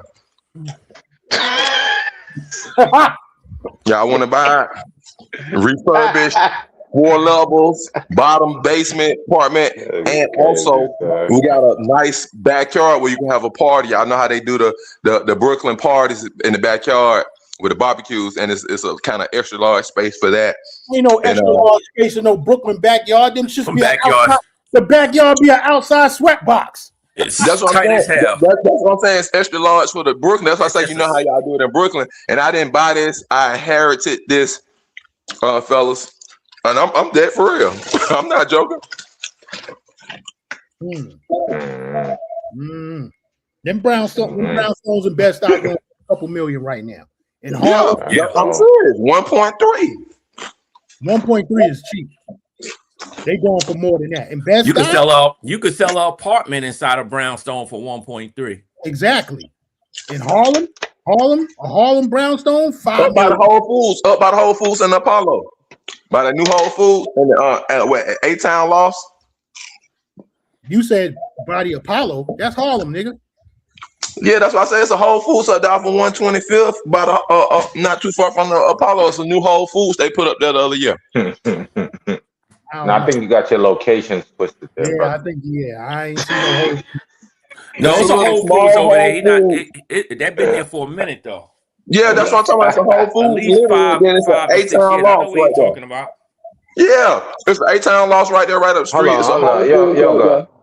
Where's the brownstone at? In Brooklyn or Harlem? I'm surprised you don't know Gans, because you work right down the block from that.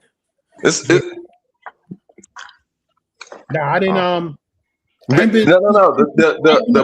brown. Wasn't you at that transit hub on 120? Was it 128th? No, I was downtown. I was downtown Manhattan. I used to hang out over there. I used to hang out at the garage on. It's a Manhattan garage, but it's in the Bronx. It's right across the 145th Street Bridge, Manhattan. Oh, okay. So all my dudes they worked out of that garage.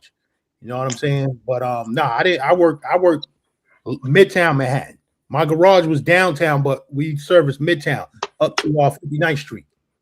Okay. My peoples know you, Brandon. He just retired too. I know B-Jack. Yeah. Mm-hmm. That's my childhood buddy, man. We grew up together. Knew him since 1979. Yeah. Khalil.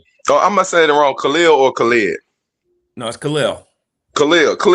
The other day on the show, you know, on the show the other day when I was on and you had the camera and stuff or whatnot. Yes, sir. You remember that show? I thought about that show a little later, and all of us was on the panel, and it was the extra guy that y'all call X-Ray. And I said, wow.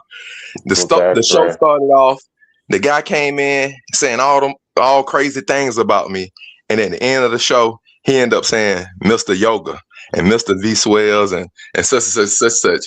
And I said that was a big energy turnaround or whatnot.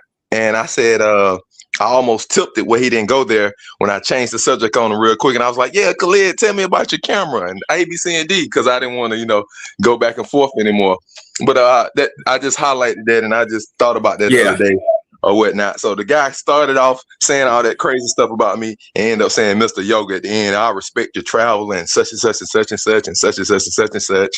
So that just come to show. And while we bossing up over here. Go ahead. Salute the X-Ray, cool. But yo, Gans. Yeah, that was a good show last week. I asked my man what garage he worked on the one on Atlantic in Brooklyn. You know what that's at? You know which one that is? BK8. Oh, Atlantic. He worked there. Atlantic and it's Atlantic and what? Atlantic and Dean. Atlantic and Dean and Atlantic. Yo, some of these comments be funny as hell, man. I used to live on Dean, man. Yo. But I asked him, did he know Meatloaf? He said he didn't know Meatloaf and shit. The collar. See, the collar different from the hood. See, the collar, that thing real all. See, the collar. Then it's on the hood too. See, that's a built-in collar. See, it's different, fellas. It's just different. It's ready for that New York snow. See, that's the hat. But then that's the collar, how that thing sits. Hey, V12, somebody asked where your jacket at. Hold on.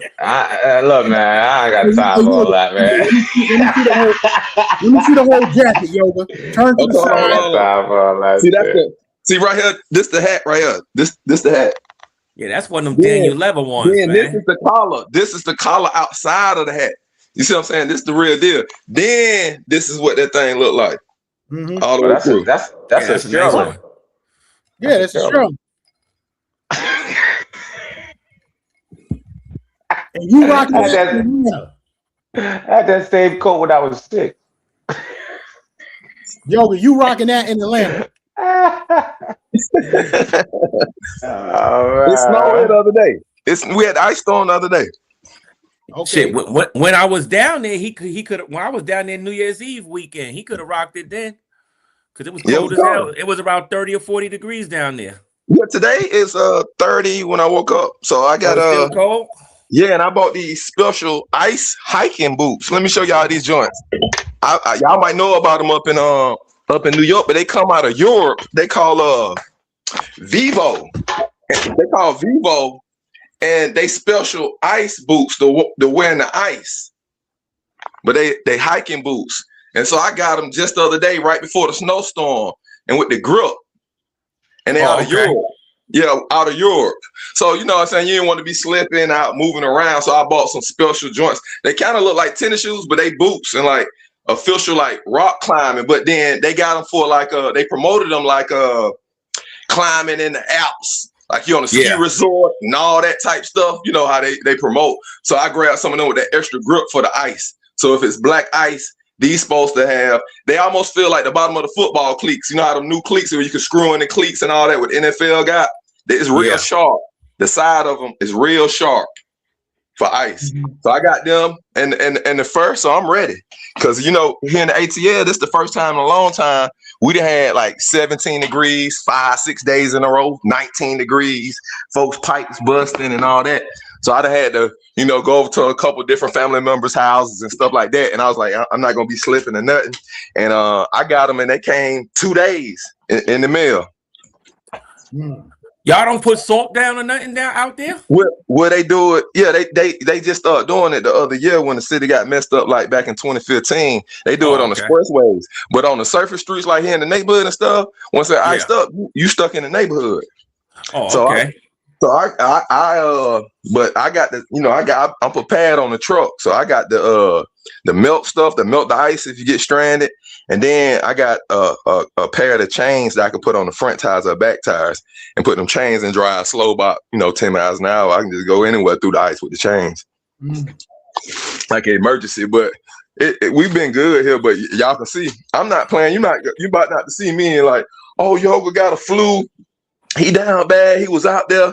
It was 20 degrees and trying to boss up and look good in a leather jacket instead of fur like he's supposed to have on. No, I'm gonna have on that. I got on the big fur plus my regular coat, my regular sweater up under that, and then I'm doubling layering the pants. I don't mess with that 17 degrees and 20. Y'all have all that up top. We're not used to it, and I don't want to get used to it. I don't even want that type of chill to go through me. You know what I'm saying? Change your attitude. It literally changed your attitude. Yo, my man called me from Orlando the other day. It was 25 degrees in Orlando. Yeah, that's what I'm talking about. We dealing with pipes busting. And so, look, everybody looking at me the other day. I went to the Whole Foods. I had on the coat right there, and with the ice boots, right. And I was in the parking lot in the Whole Foods, and I jogged up the little thing to go to the door. Everybody looking at me like, "What's wrong with him? It's iced up. He trying to hurt himself on purpose." Now I was telling them like, "Nah, I just bought some new ice boots." So literally, I was gonna sprint up to see what the grip was like. You know what I'm saying? And it was good or whatnot. And they were like, "What's wrong with you?" I was like, "Nah, I'm testing out my boots." And then a couple of my family members was like, "Yo, we think you're doing too much with the coat." But then when we got out there and rode around and went to the grocery store, had to be out in there in that wind for about 2 minutes. They was like, "Man, I need to get me one of them furs. I need a real coat now." I was like, "Yeah, you need a real coat." See, y'all up north, all y'all got real coats in y'all closet. Down south, motherfucker, we don't got real coats. We don't got real coats in our closets. Yeah. So that little fur I got right there, some of my family members looking like that's too much because they ain't never had a real winter, you know. Where with the pipes busted, and where the pipes located? Y'all got it's a lot of basements there, because I never looked in my own house and asked the number of that stuff. See up there y'all got the steam. Y'all running off of steam and stuff. Atlanta down south is no steam, so it's all pipes. Yeah, so look, you got some of these folks down here trying to not run their heat to keep their heating bill low. So they running their heat while it's 20 degrees out here below freezing. Oh, hell no. Yeah, they running their heat, but they setting their heat at 61 or 62 to 72 to 75. Yeah, and that's what's going on. So you finding out a lot of these single chicks who really got the money for the utilities, that's who pipes busting. And then when you find out, like, hold on, you only had your heat set at 60 something. It's 17 degrees today, baby. You got to have your house. They don't insulate the pipes around down there too, because like I got all my pipes insulated, all that stuff. Mm-hmm. Listen, you got, you know how it is. You got half new stuff, half old stuff, half not renovated. You know, it depends on who house it is and what type of money they got. That's what I'm saying. Look, this cold weather showing who don't have an emergency fund, who ain't on their shit, who don't have, an extra $1,000. It's showing. It's starting to show now because a lot of these batteries down here got zapped on these cars. Literally, fellas, I got the call from a chick the other day. I ain't talked to her in a minute. I ain't talked to her since before last Halloween. What happened to that 1.5 rule? Oh damn! Listen to this, bro. Well, Yeah, we talking good. But anyway, I had seen the chick back since Halloween. The chick literally hit me 2 days ago. "Hey, Yoga, what's going on?" Da, da, da, da. So I'm just listening to her saying, "Hey, if she needs something, I need to come by the salon and spend some money with me in some type of way." And she says, "Oh, I'm driving my such and such. My dad elderly now. He can't drive his other truck. I brought it up from Florida." And then she says, "Oh yeah, my car been sitting in Atlanta, and I tried to crank it up this morning because of this cold weather. They say the battery's out." So I got one of them, "Oh, my battery's out. Come help me with the car calls." And I ain't talked to you in months. So this storm down here in the South, it has exposed a lot. And I got another one. I got a second one. So chicks that I used to mess with, I said I ain't messing with in 2026. I got two to hit me up with zap batteries, something weather related with the car. And I'm like, "Oh, you ain't got nobody to come." That's the same thing. Like the COVID situation exposed a lot of women that need help. Yeah. And get what I did? Call my cousin and say, "Hey, go ahead and handle that for her and charge the $200." And he called her, told her what it was gonna be, said, "Go ahead and sell it." And she look, she thought I was gonna be the one doing it. She was so surprised. I was like, "Well, I just gave the number to my such and such. That's what he does. He does, roadside. He can bring you gas and all that." And he was busy. He said it. He said, "Man, all these single chicks over the city. Now he running and jumping off cars all this past week." So she thought I was gonna come myself and do it all that. No, I sent her to help up and they charged our ass. And then he hit me back. Yo, like, that's a good damn hustle, man. I seen guys on videos from Atlanta carrying gas, everything, changing tires and doing it. Like, listen, making and it's mostly single women they helping. Yes, these chicks don't even have AAA down here. You find out. Look. They be scared to tell you because they popping in front so much. But boom, it's a situation where the homegirl can't do it for them. Because I saw one chick, she sit here, called the homegirl, can I use your AAA? That chick said, no, I only got one chick. Hung up on her. She called another girl, hey, can I use your AAA? I ain't letting you click. Boom, then she finally I'll cut you down, Yoga. You rambling. Oh no, I was just saying what he said. How it's exposed. I was just saying it. That's it. Let me go here. We can move on. Nah, that's a good business, man. Let me go here real quick, and then we're gonna get back on the topic because boss up. Jason was mentioning the sneaker collection. So Jason, I want to show you this. Hold on. Air Max 97. These are custom made from the Nike website, right? These came out. That's blue, white, and red. Right? I got them in the box over there. They came out in 1999. Excuse me, not 1999. In 2019. Right? I got them over there in the box. That ain't no real classics, man. You gotta go back at least 15 years. Air Max 97 low. Show me some classics. You gotta get the silver bullets right now. You could go on Flight Club right now. These sneakers are going for $1,000. Show me some authentic ones, man. I went on the Nike website. The authentic ones. I don't rock no fake shit. Come on, man. Knock it off. That's why I show me a pair of Puerto Rican Nikes, man. Show me some real shit that we was wearing in Brooklyn back in the days. You show me some Puerto Rican Nikes, man. We not wearing that crap. You got to get the gold Johns or the silver bullet Johns, man. Back off. You get Gans wound up. He gonna bring the whole closet out. With cologne, he gonna bring the cologne too. Fuck it, love. Hey, Khalil, you look like Futon Daniels with those glasses on. Are you some kin of the bag chasers or something? You look like you might be some kin of a little lame-o like Futon. You got that. You said show you something y'all was rocking in Brooklyn back in the days. Okay, the original. Those ain't the ones. Those ain't the red ones. You show me some. What's the? Hold on. Let me see the red ones. Who you think you're talking to? What was those? I didn't see that shit. 2000s. Show me the red ones. These is those ain't it. You know what I'm talking about. Blue is my favorite. Yo, when they first came out, hold on. When they first came out, where is the red ones? In 88, they first came out with the red ones. The second color they came out with was the blue. And yes, and those ain't stuff. Air Max 97. You go look these up on Flight Club right now. They're going for $1,000. But guess what? I went to the Nike website. You see these right here? This is when you do classics, original Filas from the 90s. Original Filas. This when you do classics. We old school. This when you do classics. I don't want to see that. Go with the wrist color. I was never a Fila dude. Okay. Never. Fila was for those broke guys. Broke guys rock Fila. We go with these right here. S. Carter's. We go with these. S. Carter. You must try harder. Oh yeah, the S. Carter's was really whack. The whack guys got them. He was on some, no. Yeah. This is the Brooklyn thing. I had them G units. Them whack guys had S. Carter's. I had the G units. I was in college. The G units dropped when I was in college. Everybody at Fort Valley State said, "Nah, fuck Jay-Z whack ass. We rocking with the G unit." Everybody had the G units on the basketball court. Why y'all down south? When I lived down south in Atlanta, what was y'all hate for Jay-Z, man?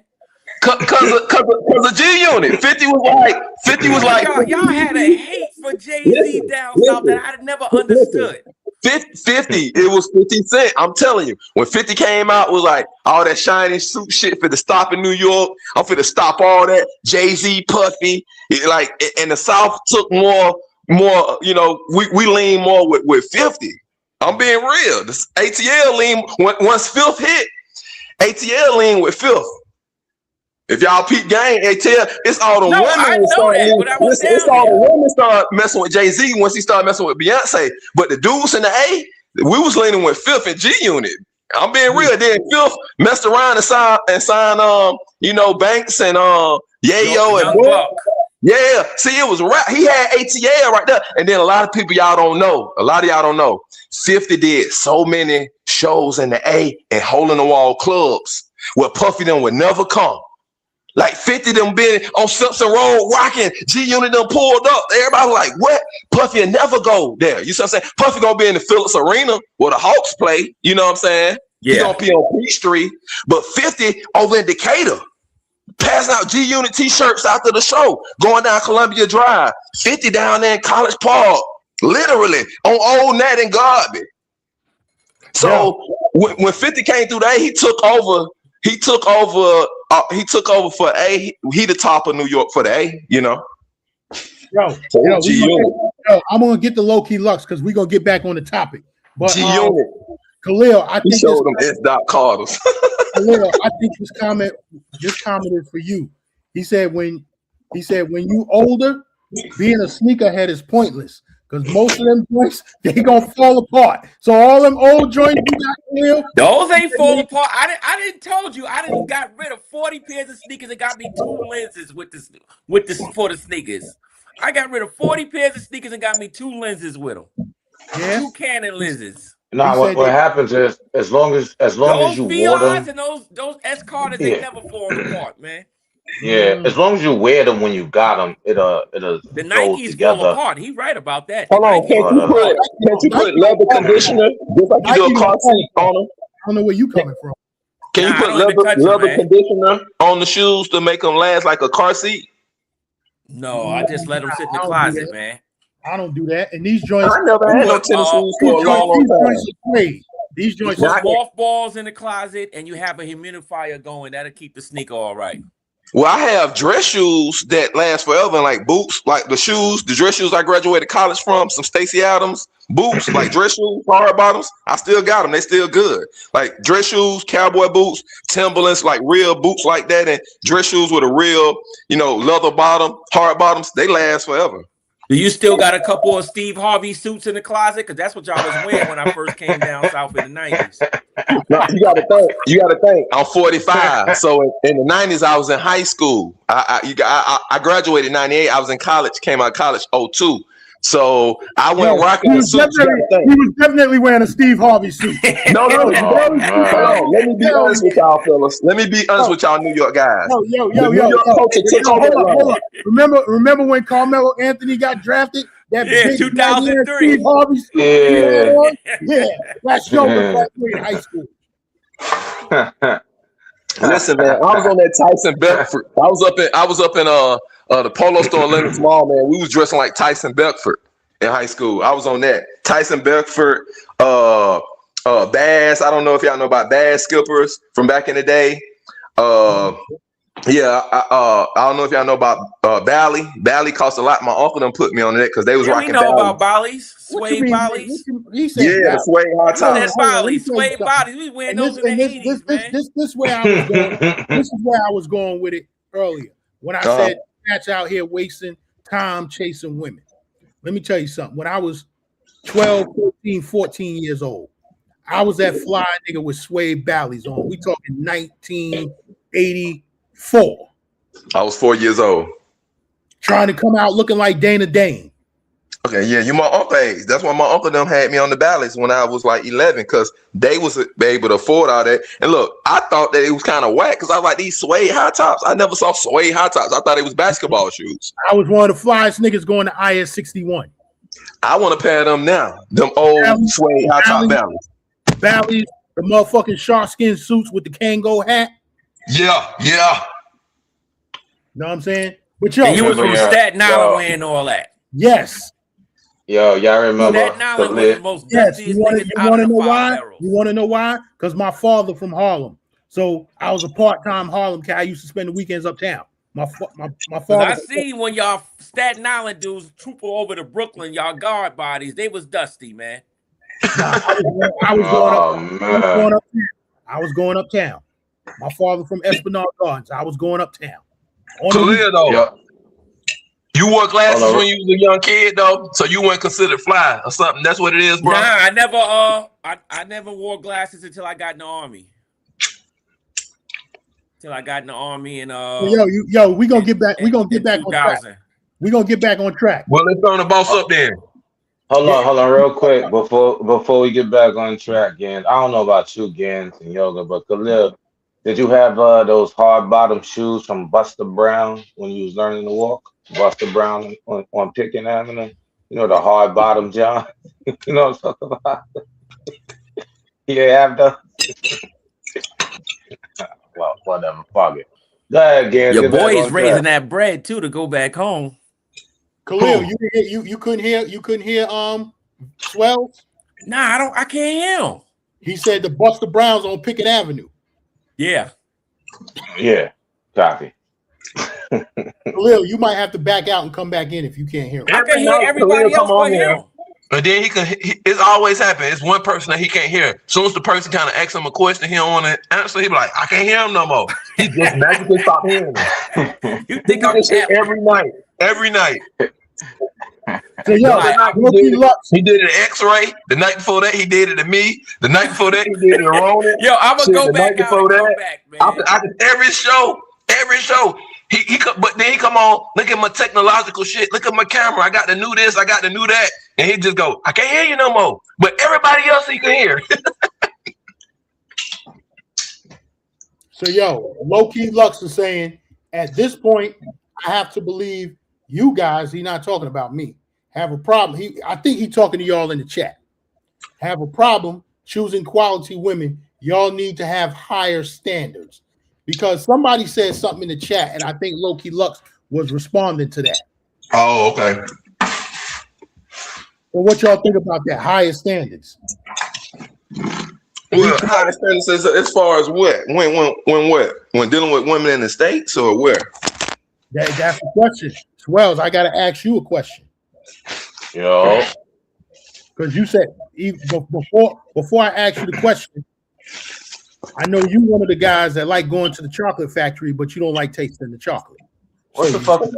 Can you define that? You said that a few times. I don't even know what you're talking about. I keep saying pause every time I see it. What are you talking about? Break that down for me, good fella. You say you don't participate. I don't. What happened? But you be in the places where all the participation happens. So you go to the chocolate factory, but you don't like chocolate. So why you keep going? For the white chocolate? He go for the white chocolate, light skin Colombians. That's white chocolate. That's what you get wrong. No. You don't want any flavor chocolate. I see what you're saying. But he keep going to the chocolate factory. Look, man. So he's saying you go to the pay for play area, but you say you don't do pay for play. What's really up? That's what he's saying. All right, exactly. I got what he's saying. Bro, there's more things to do than just pay for play. Simple. I mean, based on my channel and my footage, it may appear that way, but that's a facade. That's a mirage. A mirage, like when you walk in the desert and you see an oasis. That's just what I do. It's entertainment. But I don't participate, brother. You know? Allegedly. So when you go to the chocolate factory, you like seeing how they make the chocolate. You like looking at the chocolate fountain and all of that. You know what I'm saying? Exactly. You don't taste the chocolate. All right. Okay. Exactly. Allegedly. This is all alleged. But now I'm bringing you back to this now, right? So you said you can't mess with nothing that look better than what you got at home. Explain yourself. I can't record nothing for extensive periods of time that look better than something at home. Because wifey is subscribed to my channel. Now, if you see a chick who if she see a chick who I'm always with and always making content with, and the chick is prettier than her, then that's a whole different conversation. Yeah. But if she see a 4, she like, that's an ugly ass bitch, and she thinks nothing of it. So that's just psychological things I do because I know my situation. Yeah, if that makes sense. Okay. Yeah. Okay. So Okay. Like, so how old are you again? You 50 what? Check this out. We in February. Shout out to all the Aquariuses. Next week, February 11th, next Wednesday will be my double nickel. Double nickel, right? Double all nickel. Right, so happy early Earth Day. Yeah, happy early Earth Day. Fact though, how old? Y'all hit the fucking super chat. Hit the motherfucking like button. How old is your wife? How old is your wife approximately? She already the double nickel. Double nickel. So 6 months older. If your wife is subscribed to you and she see you hanging out with a 20-year-old bad chick for 80 straight videos, how you think she gonna feel? Right? It's just common sense. First of all, like, don't do that. First of all, mine ain't gonna be subscribed to me. That's number one. Yeah, that's fucked up. Number two, I'm not putting on video. I don't do that. We don't do that at the Gangster Lifestyle. There's no need for me to show y'all the women. You want to see? You want to see the women? Buy a plane ticket. There's planes that go to that place every day. The first flight, Avianca, leaves out every morning, 6 o'clock. Direct to Medellin. What the hell is Avianca? Avianca Airlines. I'm saying, JFK, that flight. We fly different. We fly different. We fly different. I'm gonna get to it. We fly different. Out of the Delta terminal. We fly different. Listen, I'm just helping these brothers out.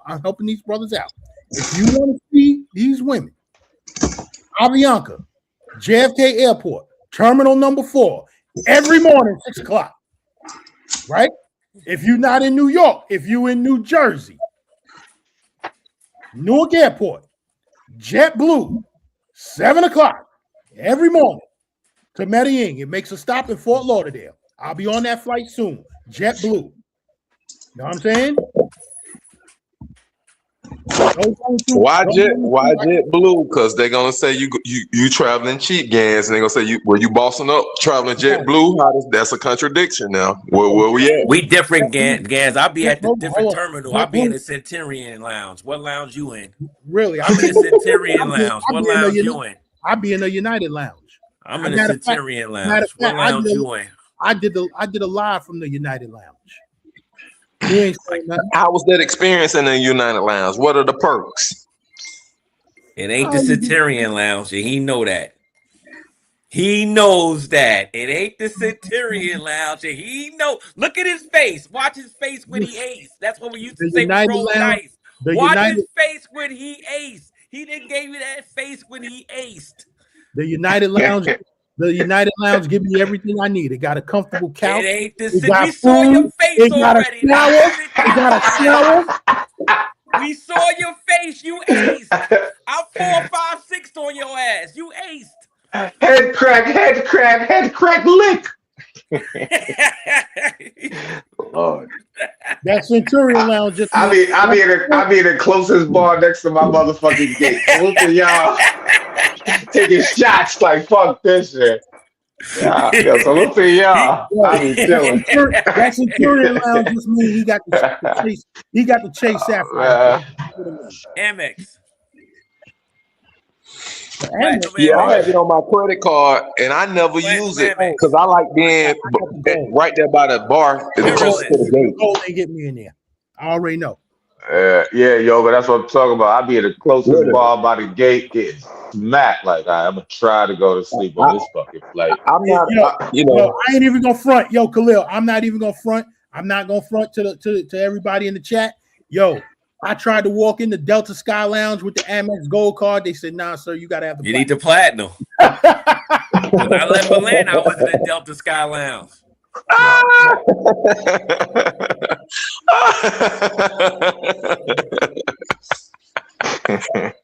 Damn. Hey, damn, yo, what part of Atlanta? Because my family, when I was down, I visited my aunt in College Park, my other aunt in Fayetteville, And my cousin, she has a house in a townhouse in one of them gated communities in Sandy Springs. Yeah, I'm up in Sandy Springs in the Viners, right next door to Sandy Springs. I like that area because it goes from it's up on the Chattahoochee River. Yeah, I think it's Sandy Springs to Buckhead, then it goes to like downtown Atlanta. Exactly. Yep. Yeah, because my cousin husband, he drove me through and was showing me all the town, showing me the area. I was like, yo, this some nice architectural buildings. The guy that owns Home Depot, he made some nice hospitals over there. Yeah, Arthur Blank did the children's hospital. Some brain hospitals. It was dope. And I said, when I come back down there when it get warm, I'm gonna bring my camera and I'm gonna walk that strip and take a lot of pictures. I'm glad you experienced that side. So that's why when I was 29, when I had my first child and got with my lady and all that, bought the house, that it was up there. And I used to work in the ER at the Children's Hospital right there off of 400 285. So now you see what was going on with side of town. I moved to 2 and started off the family there, and I'm working right there in the hospital at the ER. So that was my side. So all of that is that's why I'm still over here now, because kind of like, when she left with my son and all that, I feel like that's where I'm supposed to be. And he'll be 18 next year. So I still want to be in that area once everything get more when he come back through. So that's dope. But I didn't even know the Home Depot guy was from Atlanta. He did all that. Yeah, he owned a Falcons too, Arthur Blank. Yo, he's not. Ted Turner's not the man in Atlanta no more, right? Arthur Blank is. Ted Turner passed. Oh, he did. When? I didn't know that. Yeah, they named the street downtown Spring Street. They renamed it Ted Turner and or whatnot. Ted Turner still TNT, TBS. Yeah. All the stuff. Yeah. So he's still. And the Ted Turner building is still there. Yeah, and then you see all the restaurants, the Buffaloes, the Ted's Buffaloes, them Ted Turner restaurants too. All them Buffalo restaurants across the country, because he bought up the whole state of Montana. So all them billionaires got a whole city out there where it's different laws and all that out there in Montana, just to put y'all on game out there. But Ted Turner, his family still or whatnot. But Arthur Blank. Before he died, Yoga, because I just Wikipedia him right now. It's not saying he's dead. Oh no, he passed. Nah, he's OGD. What up, OG? You back? Yeah, man. Yeah, Yoga. He's not dead yet. Oh, okay. Yeah, yo. Shout out to the 45. We back like Jordan wearing 45. Hit the like button. Back like Jordan wearing the 4-5. Yeah, Yoga. Sandy Springs is dope. I love that area. It's dope. Okay. Great. Let's get back on the subject. We got somebody new to the panel. What's going on? That's OG Davis. He ain't new. He just dropped off for a minute. He came back like Jordan. What up, Yoga? What's going on with you?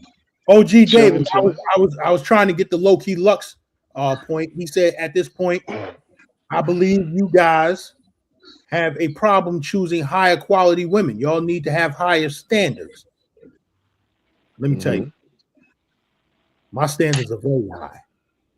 Very high. So what you basically saying? You're not choosing a $40 Pro. You choosing a $200 Pro. I know what I'm saying is I'm not getting on a plane. I'm not getting on a 5-hour flight to a whole nother country to go fuck with them. That's what they brought me to the show for. Lord. That's what you basically saying, huh? Mm-hmm. Oh, you agree? Was this comment meant for the panel, or I heard you say something like Low-key Lux, if you still watch it, I think he was talking to somebody in the chat. But we can go with what he's saying. We can go with that. I mean, either way, we can answer the question. It's a great statement type shit or question, yeah. I don't get it. What did he mean choosing an American woman and paying even more? It's all transactional at home or abroad. At the end of the day, it's all transactional. Yeah, it's all transactional. Ask the courts, ask the judges. Ask them when they send the sheriff to you, when they say, oh, these the assets in your name. Yeah, this by this law in this state, we're gonna split this, and this is gonna go to this and this and that. Yeah, it's all transactional in the end. So which one? Actually, we being cheap. We being cheap by leaving and going abroad. That you pay the most when you stay at home. So what is he talking about? Yo, at the end of the day, all men pay. And I know Khalil. We don't want to hear that crap, man. I'm tired of that crap. Because y'all can't show me one pro that took care of y'all if y'all sick. I can show you plenty of women in America that took care of men if they got sick. They were pros. They was going. If he got sick, can't show me that. So it can't say everything is transactional. Because if you sick in your sick bed, you ain't making no bread. Hold on. Let me answer you then, brother, because this happened in my family. So a female in my family, we saw her do this and be conniving and scandalous and whatever. And she's sitting in the house right now. So the dude got sick. She married him like 5 years ago. Her kid's grown, his kid's grown. He's an older gentleman, older than us. Got a couple rental houses and stuff like that and pension and all that. He got sick. She played it off like she down there looking out for him at the hospital and all that. She didn't want to file divorce. Yes.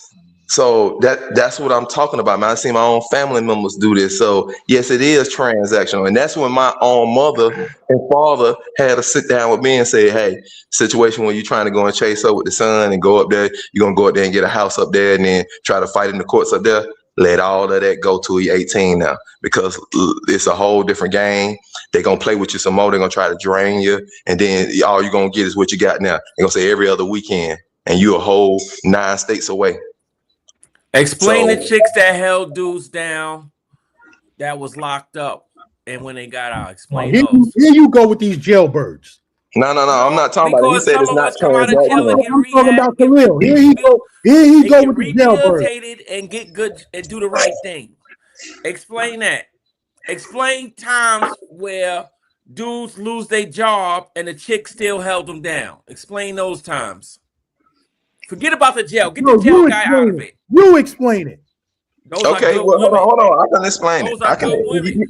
He asked me the question. Let me. Ain't no Medellin chick that you going out to see their gas gonna do that. If you go to Medellin right now with no money, none of those chicks you talk about gonna give you no play. Really? No, none of them. Yes, they will. No, they won't. Really? Yes, they will. No, they won't, because he established a transactional relationship with them. The whole relationship is transactional. I keep listening to y'all guys about the money thing. Hold on, brother. Let us rebut. We got chicks off a game. Our swag. We got to get him a 1.5 rule. He's just money stuff, y'all. I didn't have no money. 1.5. My 1.5 in effect. With my balloon suit on and my Sergio Tacchini suit on. Hold on, Khalid. Now we got you. Hold on, brother. We got you. We got you, brother. Hold on. I split Chinese food with bad chicks. Bad chicks. 4 chicken wings and fried rice for $2. On the bench. We was chilling. So I don't know these dudes keep talking about this. Y'all talking about shit that happened in the 90s and the early 2000s. I'm getting tired of y'all with this money crap. To justify what y'all doing overseas, you ain't got to justify that. You ain't got to justify that, brother. Go overseas and do what you do. For real, read that. Read that on the screen. Read that on the screen. Hot sauce, ketchup, and mambo sauce. That's disrespectful. I like Yoga, man. I'm not gonna do that. Even though me and Yoga go back and forth sometimes, I'm not gonna read that crap. That's disrespectful, man. Oh man. And Yoga, whatever you say to me, I don't take it personal, man. We just talking on the internet, man. Well, do it on the internet. Well, what I seen is we have to adjust to it being transactional even by law. And what I was up under was the same thing a lot of people brothers was up under. We thought it was a thing of, hey, these white people are oppressing us. We need to get together, start families, have nuclear families and have both parents in the household and not what we saw all in the 80s. And then I got on the road to trying to do that. And that's what I took it wrong. I'm all looking at it as a thing of from that aspect, and it's a business aspect. When we sign the contracts, having kids and stuff, it's laws already set up to make it transactional. So at any time throughout the duration of it, the woman can just decide that day to step off, and now your financial situation is changing, and with everything you built, and you can't stop it. So now after going through that, now I hadn't had those type of hiccups dealing with women because I treated transactional. Even back in the States, it's hey, if they come in, we kicking it for a while, long term, they come in, hey, I want to do the marriage license and this and that. Then I ask them, do you know what a marriage license is? Go research what a marriage license is. And then you ask me, are you going to do that deal with everybody? Nobody else does that in business. So are you going to do that deal? And if a woman can understand what the marriage license is and all that, then I ask her, hey, well, if you want to do this and be serious with me, you sign this over to me. You got to come with a bag because now you tied into whatever I got going on. And so now it made it more cooler and smoother dealing with the women. It was just like we just need to know as men and as young men and young boys what the real game is. We're looking at the TV and these movies in the 80s and 90s, but the laws already had changed back in the 60s. And so we just seeing stuff and not realizing what's going on and thinking everybody, the women, the young, like when we're in high school and college, we thinking that they understand that, hey, it's important for us to go out here and start families, you know, to compete in this whole capitalistic thing. And they talking that good talk and all of that. Now we in our 40s and 50s, we get a chance to see, like, it is not isolated. I thought it was just my situation. And then with this advent of the internet and what's going on, I see, oh no, it's just not me. I see the real game is going on. And then once you go through them courts and stuff, so it made it better. It's good to say it's transactional because now you know how you moving. Ain't no, oh, she trying to do this and da A, B, C, and D. No, it's all transactional. So now I can behave accordingly. Before I'm having kids with these chicks, I'm doing this and this and this, ready to die for them, protecting them, provide. And the whole time they looking like, well, anytime it's transactional for me. And I'm looking like, oh, I'm trying to start a family and do and legacy and all this. She don't care about none of that. And then that's when you realize, like, all women, like, okay, this is the real game because it hit home even harder when you go when you travel across seas and you see a different type of economy where it ain't food stamps and a court system with child support and alimony. Land the plane. No, it's a helicopter. It's a helicopter. It's a helicopter. I thought Georgia, from what I see with child support cases, favor the man. Men don't have to pay a lot of bread in Georgia. No, they do 25% of whatever you're making. That's the law. 25% custody automatically go to the woman. She get 25% of whatever you making on your income, and they do it every other weekend. It don't matter if the kids is in the house with you right now when she wanted to break up. They automatically go to that. And what you find out is you waste money on the lawyers because then all they're gonna rule back and say, well, these are what the state dictates and what's already set up. They even did it to Usher. They even did it to all these Falcon players down here. They couldn't even get the custody. So I'm like, man, I'm finna go in here and what they gonna do? They just told Usher no on the custody. He got to do every other weekend. And I did everything I could. I already got them on my medical. I already do this. They've been in the house with me since they was born. The female judges look like whatever. Yeah. Tell them about this. Never mind. Go ahead, Gans. You gonna say tell them how she came into my job and tried to kill me with the Desert Eagle. Hold on, Yoga. Let me read Romeo Guerrero's comment. Romeo G was shaking. He said there's no incentive for a man to get married through the states. I'm gonna go one even further. What's the incentive of a man getting married nowadays, period? Is you married, Gans? What's the answer? Don't ask me a question. Kids, you a hubby. Relax. What is the incentive? What is the incentive of a man getting married nowadays? If that's your child's mother and you care about her and you want to see her taken care of after death, because if you die If you want her to have your pension, then go ahead and marry her. No, you can do it another way, and she can still have your pension. You can do contracts and trust, and she can still have all your assets without doing a contract with the state. So you tell me all you gotta do is can buy have some your fucking life pension insurance. without getting married. Khalil, all you need is life insurance, brother. Like fuck pension. Guapo trying to sell you a life insurance plan, Khalil. I don't sell life insurance. You quicker. I don't care. Fuck it. Get me out of here. Shit boring. I'm yawning. Fuck it. I don't care. I really don't. I basically what I think is once they open these floodgates for people to go overseas, we using that as an excuse to crap on the woman here, because all this money stuff. I don't remember dudes having money. Yes, the drug dealers dude had money, but I remember regular dudes. If you had charisma, style, you still could bag a chick, a bad chick, without no You right, money. Khalil.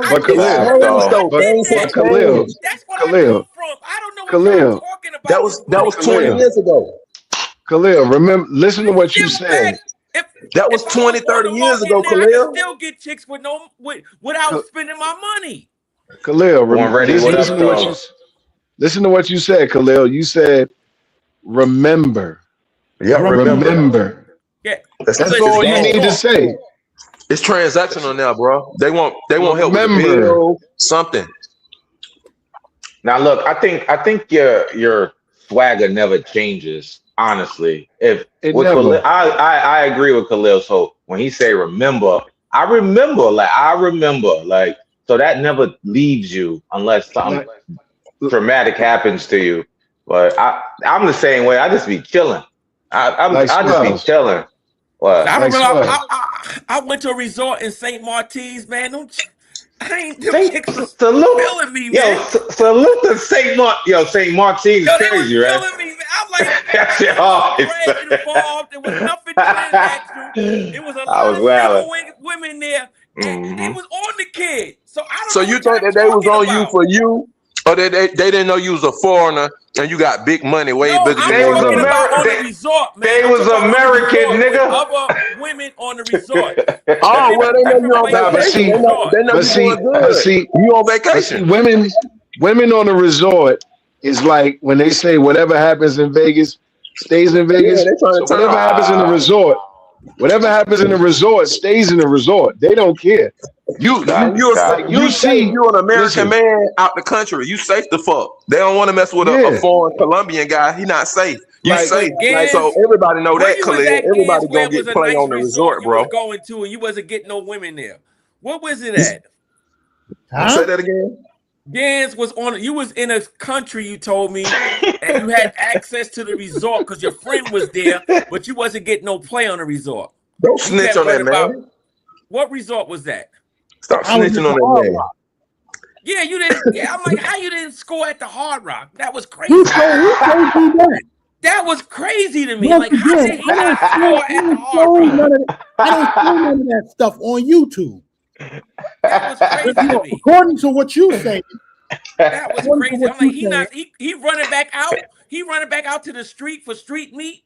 I'm like, why he ain't scoring at the Hard Rock with all the women there? And it's some bad chicks that be staying at the Hard Rock. I don't Gans, why you ain't score at the Hard Rock, Gans? What happened, son? Your cologne wasn't cologning? What happened? He had the Woody one on. He had the Woody one on. He had the Woody cologne on in the summertime. Let me read Born Ready. Shout out to Born Ready, Royal. Born Ready, what up, though? That's what they say, right? Royal is loyal. He said marital values have been shattered in today's society. It really makes sense nowadays. I agree. Then pull up Romeo Guerrero's comment. Because that's G, what up, though? That one? Yeah, the one Tom Brady can't keep his own kids. The chick ran up with the kids on Tom Brady. Read it, OG. The issue in the States is brothers keep going after the women that don't like them. The women in the States that really like you is true. Invest in you with no problem. Now, I 100,000% agree with him because you don't even the old pimp said, don't go for the woman that you like. Go for the woman that likes you. I said that when you said the fish comment. Mm-hmm. You said the fish comment when I was like, yo, dudes in the state want exotic fish, but they got tilapia appetites. That's the fish. I mean, tilapia right budget. Yeah. Salute to the white and fish though, factor. Sorry, Khalil, but I don't like the fake ass man-made tilapia. So.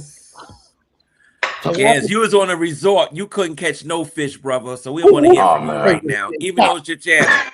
How do you know, Khalil? How do you know what I was doing on the resort? I know it. I remember what you told me. How you know? You told me on the back channel. How you know I didn't have somebody with me at the resort? I don't want to say anything. I'm just going by what you told me. How do you think know I was able to bring this up? I'm going by what you told me, sir. Khalil, he lied to you, man. He had mad hoes. He just told you he didn't. I stay humble. Yeah. There's no reason to lie to me. That's what you gotta say to somebody, Khalil. You gotta throw him off like that. Be like, nah, man, ain't nothing popping off out here for me. That's what you gotta do. Because he'll come back to the internet and run his mouth like you're doing now. Well, you told me you ain't doing nothing.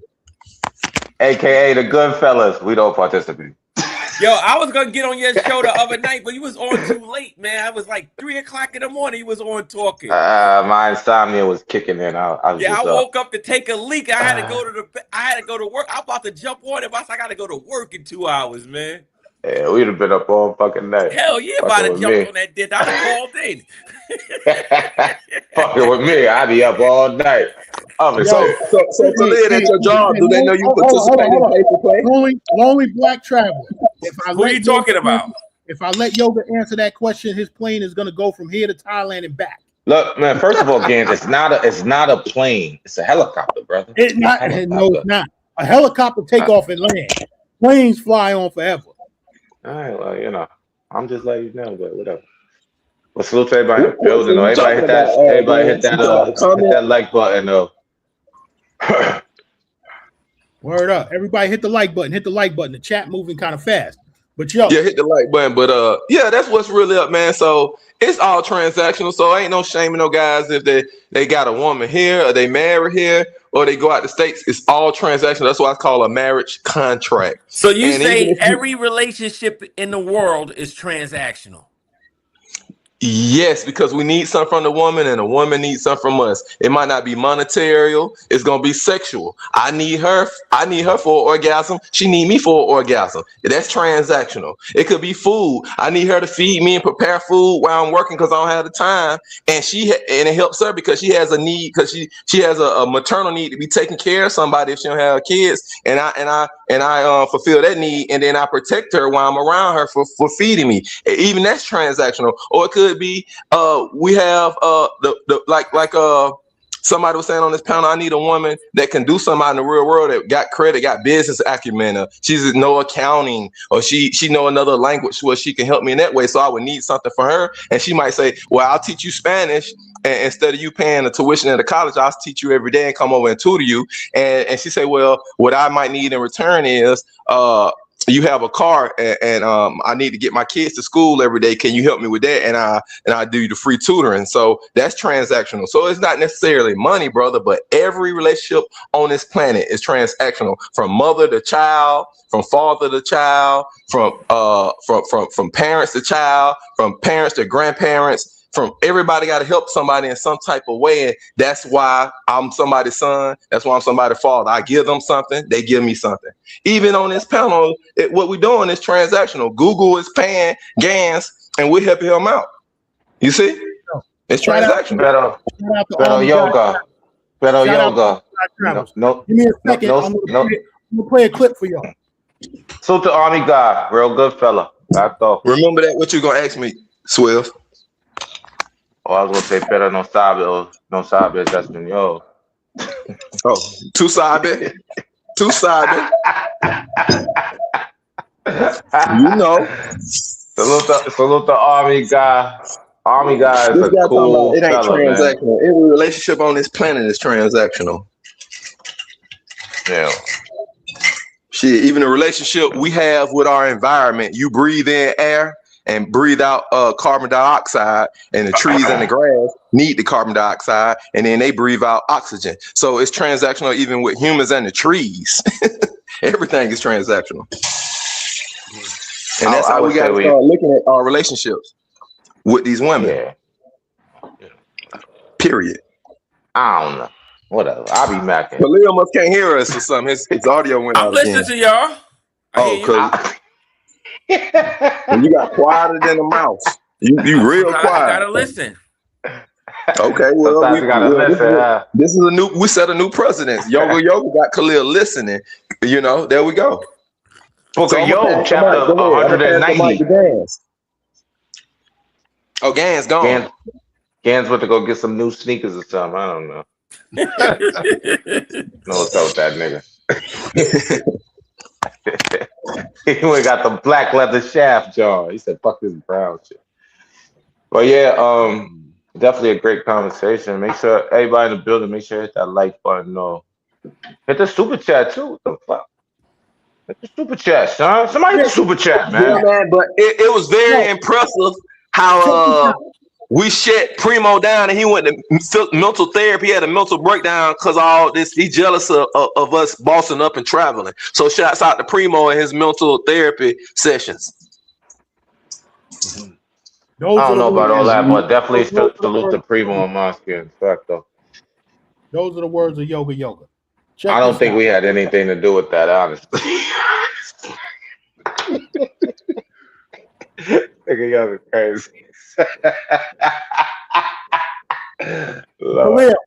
Khalil, this is for you. This is for you. I want you to respond to this. Uh-oh. I'm an American Black woman. I'm a married American Black woman. I don't give, I take. Okay? So stop asking me for money, because I'm not going to give you none. You're supposed to give me money. I'm the queen. Period. What you got to say to that, Khalil? What you got to say to that? Listen to that accent. That's a Caribbean. That's a Caribbean. That's a goddamn Caribbean. Listen to her accent. That's not a black. All them Caribbeans in New York. All them Caribbeans in New York. They here too. What are you talking about? They talking about it's a Caribbean. That's half of New York. They got nothing to do with no black Americans. Yeah. These Caribbeans all through this whole country. They Jamaican. Caribbean. Because she asked me. That is not a pure Negro. That's a Caribbean. Really? That's a dirty foot Caribbean. That's a what? A dirty foot Caribbean. That ain't no respectfully, Khalil. All the Jamaican massive, all the Haitian massive. We call y'all dirty foot. Oh man, Khalil. Respectfully. Come on, still you wild. That ain't no pure Negro. I know a Negro. I heard the accent. Show a picture of her. I bet you I know. I'll show a picture of her. I can assure you. She's 100% Native American. I can assure you that. That ain't no black American. Where her folk she gonna have a pie face. Yeah. The Caribbean pie face is crazy. They all look the same to me. I don't know. Whatever. I disrespectfully. Khalil, yeah, that's crazy. I can assure you, Khalil, she's 100% Native American. How you know, Gan?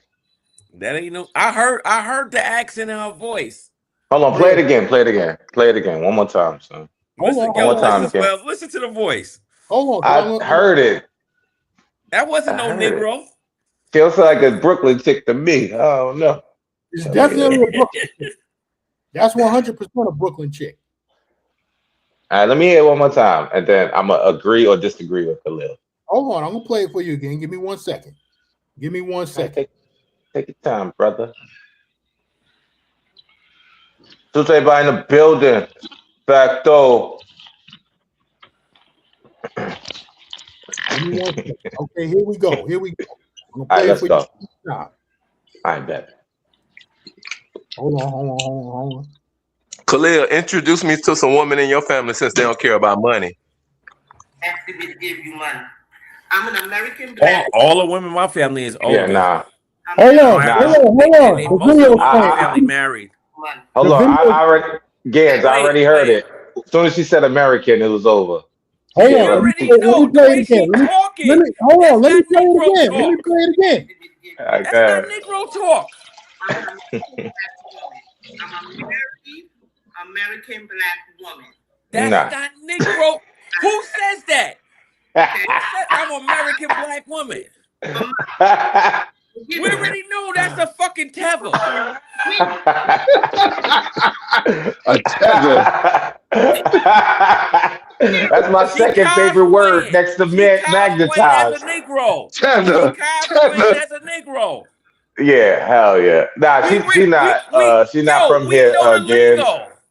She's not from here, good fella. That sound like me speaking suspect Spanish in Colombia. You just know. You just know.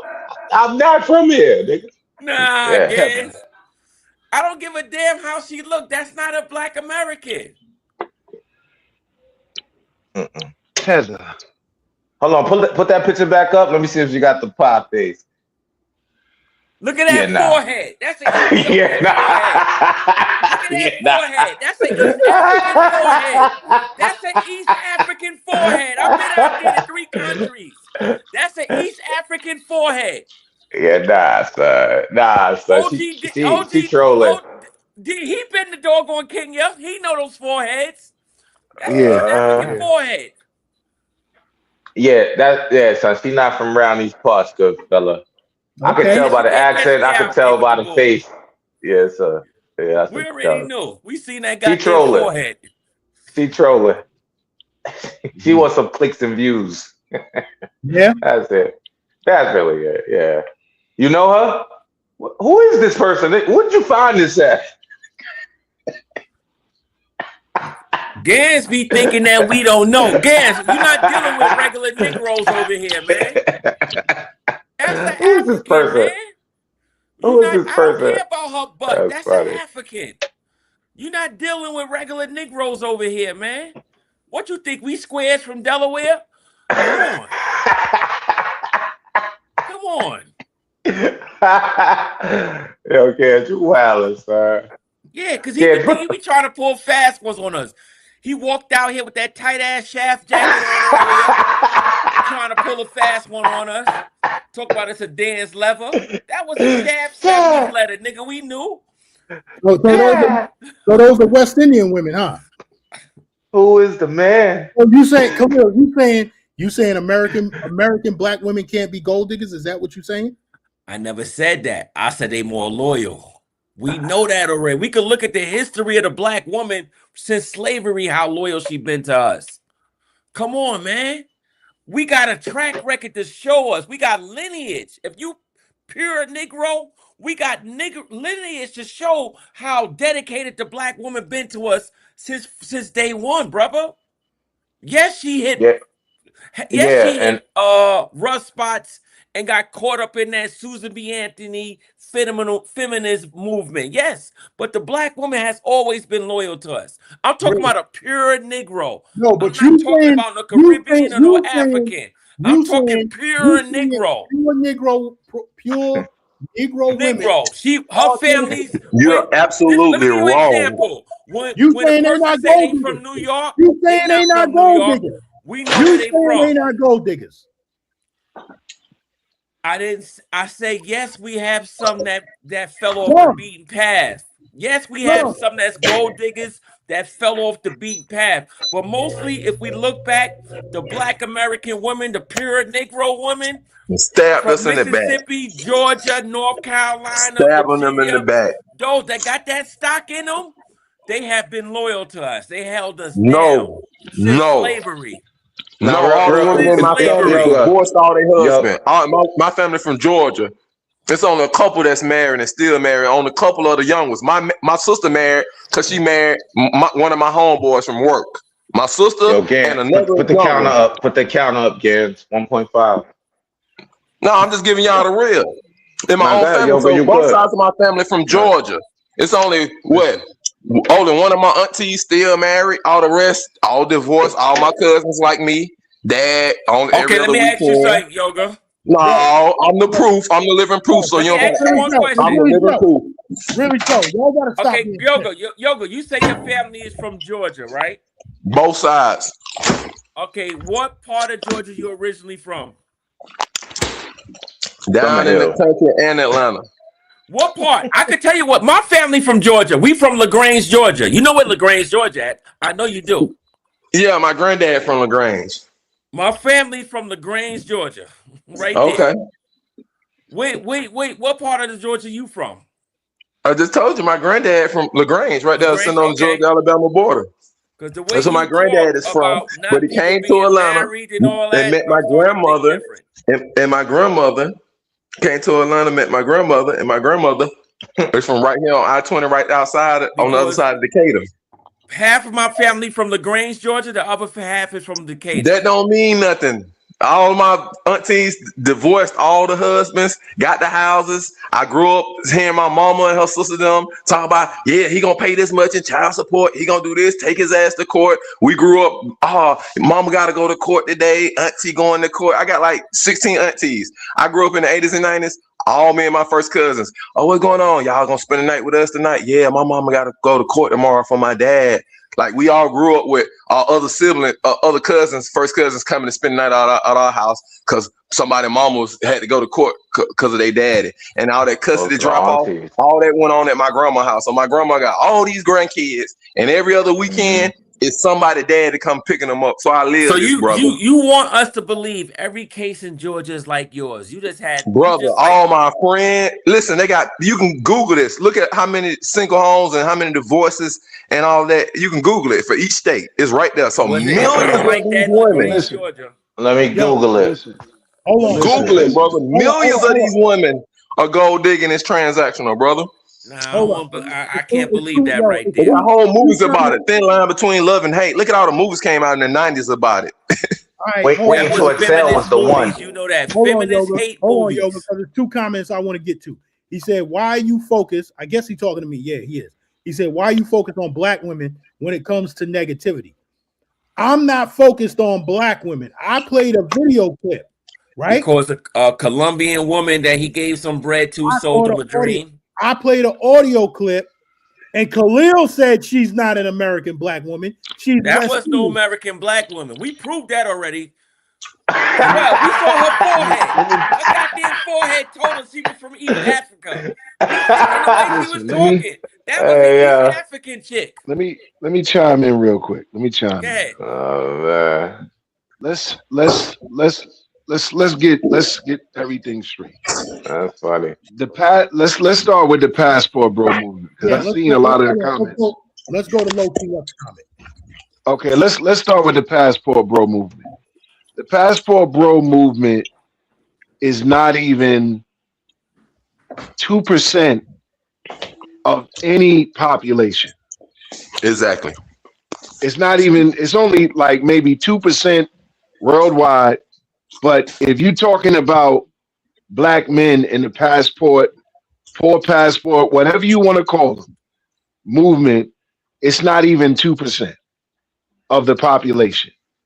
It's like 100 guys.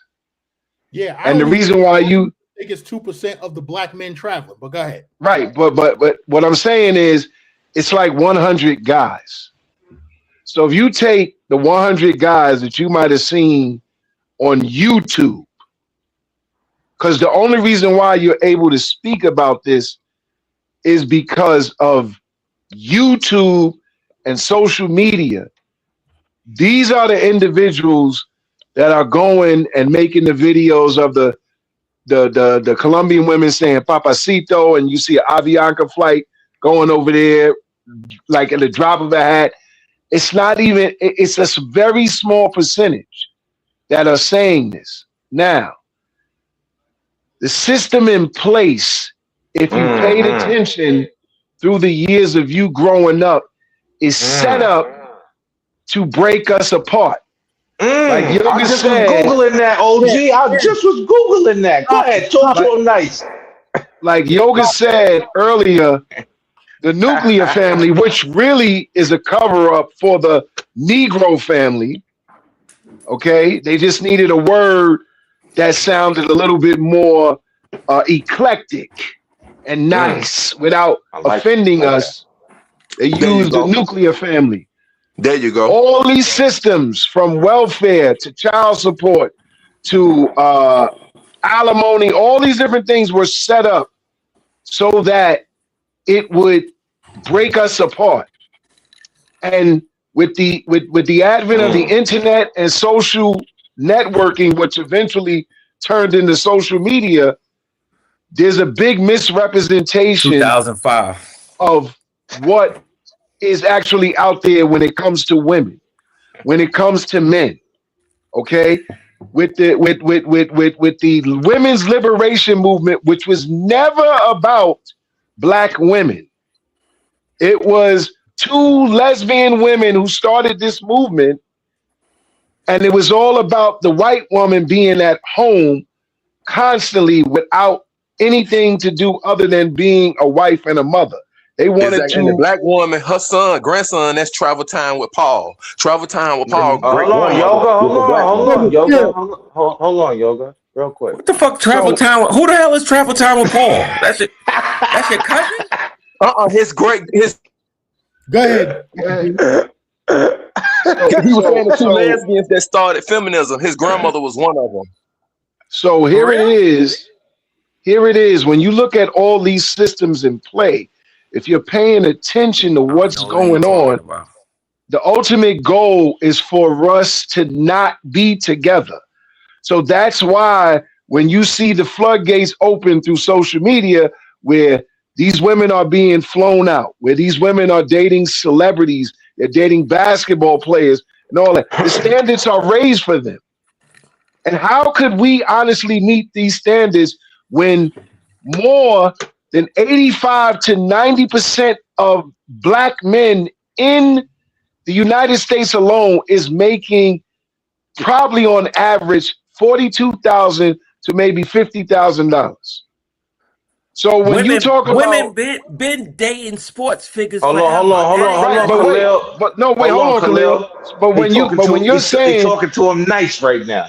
But when you're saying that this 100 men, when this 100 men are saying F Black women at home, it's not everybody. It's not everybody. No, the guys are saying in the chat, he said it right there, is why how you play something like to represent Black women, but get mad when people lump all the passport bros. And he made another comment. Listen, that's only a small percentage of men that's saying that. Yo, if you're not in that small percentage, then it shouldn't offend you, because you believe that there's still hope with Black women at home, and there is. The problem is that we're looking for the Bernice Burgos and all the baddies in out of these Black women that we can't get, because we're refusing to take the women that actually do like us. Right. We're always going for the woman that we want instead of the woman that wants us. They joke about me about that though, bro. They joke about my women that I bring to stuff from America. They say, "Oh, them 4s and 5s." But I said from the get-go, they like me though, and that's why I work. That's what matters. What matters is it's not a matter, because you could chase, like I said earlier, when you chasing, and the person that you're chasing is refusing to get caught. But there's a woman out there, a Black woman, a beautiful queen, that, like Khalil said, she gonna hold you down when the chips are down. She gonna hold you down when you broke. She gonna hold you down when you sick. But you refuse to take that woman because you're so blinded by Papacito, or you're so blinded by the broad, you're so blinded by the baddie that you know you ain't got no game in the world to get. Cut it out, man. Let's land the plane. Papacito. Yo, shout out to the 10 people that came in the building. They done left now, but shout out to the 10 people that came in the building because we said the word passport bros. I hope y'all hit the like button. Watch the crazy right now. Passport bros, passport bros, passport bros. Bring them back, Gans. Bring them back. Say it 7 more times. Gans, put your jacket back on and become a fake ass Candyman. Now look, real quick. While y'all was talking and shit, good shit, OGD. Facto. So I just Googled some shit. So you got it, like you was talking about the history of how we became separated and why some of us feel this way. So I looked it up. It said in the 1960s, that's when they introduced food stamps and Head Start. You heard? And in 1970, and in the 19, man, God damn it. And in 19, I mute you, God damn it. Go ahead. I mean, can I? All right, thank you. In the 1970s, that was the highest rate of divorce. That's when the chicks felt like, I don't even need this nigga. Yeah. And then in the 1980s, that white powder hit the streets, and then they took all the men away. So it's definitely a progression, very strategic on their part. But now we woke up, but some of us remember our grandmother, we remember our grandfather, our parents, you know, shit like that. So some of us don't feel like I don't need to go overseas for anything, right? I've been with my John since I was 17 years old. All the poontang I need is right here. Exactly. Do you know how old I am? I've been with her since I was 17 years old. So I don't, that whole passport shit, I'm good with the traveling. Like, yeah, the traveling part I agree with, but the tang is a bonus. but the disrespect for people who look like your mother is just, it's always been weird. Wow. So yeah, that's all I'm saying. I couldn't believe how dudes was talking like your moms. You got sisters. How you talking like that? Exactly. Because a girl broke your heart, or you trying to talk to a certain girl, and your gear wasn't right, and your breath wasn't smelling right, and you ain't have no lineup. You mad? Come on, man. That's why they mad. When people keep saying the money stuff, I did my best when I didn't have money because I had to be fucking thinking, coming up with shit. I did my best when I didn't have nothing. But Khalil, you gotta be on point. Best when I didn't have nothing. Khalil, can you hear me? You can hear me, Khalil? That's what he not understand. Nobody's understand. I hear you. Okay. Well, listen. Your half twin brother, Tommy Sotomayor. That Panamanian Tommy nigga Sotomayor was Tommy Sotomayor was talking about black women, and they said, "Oh, how you gonna talk about black women? Your mama black, your sister black." He said, "Yeah, and they fucked up too." What you got to say to that? I'm not listening to that guy. That guy's Panamanian. He's lost. Oh, hold on. He's not first of all, nigga. Everybody, calm down. Calm down. What you say there? Calm down. He's that black. Khalil, calm down. Name Sotomayor. You being mad disrespectful. I'm half Panamanian too, brother. My father's Panamanian, brother. Yeah, but you got a black American side. No, but true. Go ahead. Everybody that doesn't agree with what you say, they gotta be. Everybody that doesn't agree with what you say, they gotta be a tether. Listen, let me tell you. I ain't say that. You saying that? No, let me. I gotta question your background when you start talking about black women. Let me spit some 100% facts at you. Black Americans is fucked up too, and they have been for fucking decades. God damn it. You from Staten Island. I ain't listen to no nigga that gotta take a boat to get over to fucking. I ain't listen to no nigga that gotta take a boat to get over to Brooklyn. How about a ferry, nigga? They gotta take a boat. Get the boat to Brooklyn. So hold on. The nigga that was selling crack on the corner of Paxton Avenue, he was a West Indian? Nah, we didn't play that shit. All right, then. Now, the Shower Posse came to Brooklyn and brought a lot of negative shit there. We know that. Yeah, they wasn't on Paxton Avenue, though. No, I did not on Paxton. No.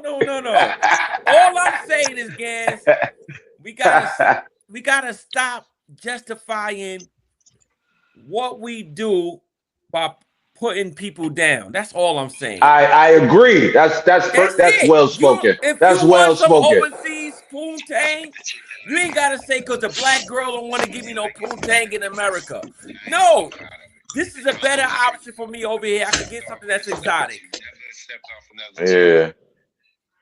That's it. Yeah, Gans, I sent you something. That's it. Man, salute to wifey, man. I be macking. I don't agree with some of it. We love getting something that look opposite of what we can't have. We love getting things that look opposite of what we can't truly have. Because if it wasn't for us going overseas, those girls we would never truly have. I mean, salute to the overseas box, though. It's not that bad.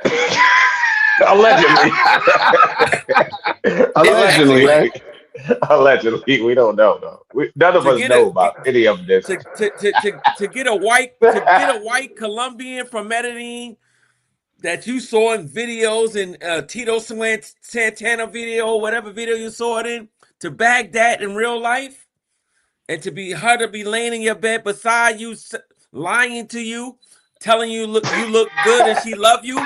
That's fucking beautiful, man. That is fucking beautiful. But you know what that is? You know what that is, Khalil? A lot of y'all is believing what they telling y'all. That's why listen. With that real quick, OG. I can take the lies for about 3 days, and then I gotta snap back into reality. There, you know what the fuck I'm talking about. but you know what you know what I look at that like? I look at it like this. Listen, this is how I look at that. When you go to travel and you go to these countries, right? And you're let's say you going to a restaurant or you're going to a bar or you're going to some resort or whatever. I look at that as a tourist thing. Like this is something to do. You know what I'm saying? That's one of the reasons why when I deal in that recreation, I don't bring that recreation back with me. I deal with that recreation in the location where I can get it at. So it's like going to a restaurant or it's like going to the store to get soursop. You know what I'm saying? It's just a part of the trip. I don't indulge in it getting totally involved with it like, oh, this is the end all be all. And you know what? I'm done here in the States. Nah, this is actually like me going to the ice cream truck and buying ice cream. And that's the way I look at it. Because once I'm done with it, I throw the napkin in the garbage. Like, I gotta go. Most dudes don't look at it. It's basically like this. Most dudes in the States is 4 chicken wings and fried rice eating niggas. So now, Mambo sauce. We get to go to Peter Luger's overseas for cheap. That's all it is. Now we can eat that's all it is. We could go to Peter Luger's overseas for cheap now. We couldn't afford it in the States. That's all it is. Listen, hold on. Let me play this video clip. Let me play this video clip, right? Yo, don't have no weird chick up here. Khalil and I we're gonna understand very quickly. Is it a chick? No. And be easy on the chick. I'll tell you that on the back end. Here you go with the bullshit already. No,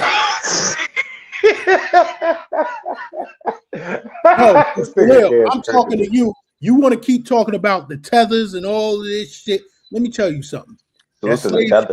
That slave I told you, I'm black and I'm proud and I'm hyped. All right, hold on. Most of my heroes don't appear. Salute to me. Black American this is first. My video right here. Thing on this video. Yo, I usually don't get into these topics. But y'all FBA motherfuckers, y'all stop talking that bullshit that you talking. Know what I'm saying? That slave ship stopped right down here in South America before it came to North America. As you can see, all our people, we right down. I'm vibing with our people. Those ain't my motherfucking people. You got some poontang on. Some girl put some poontang on you, and you talking this bullshit. Those ain't my motherfucking people.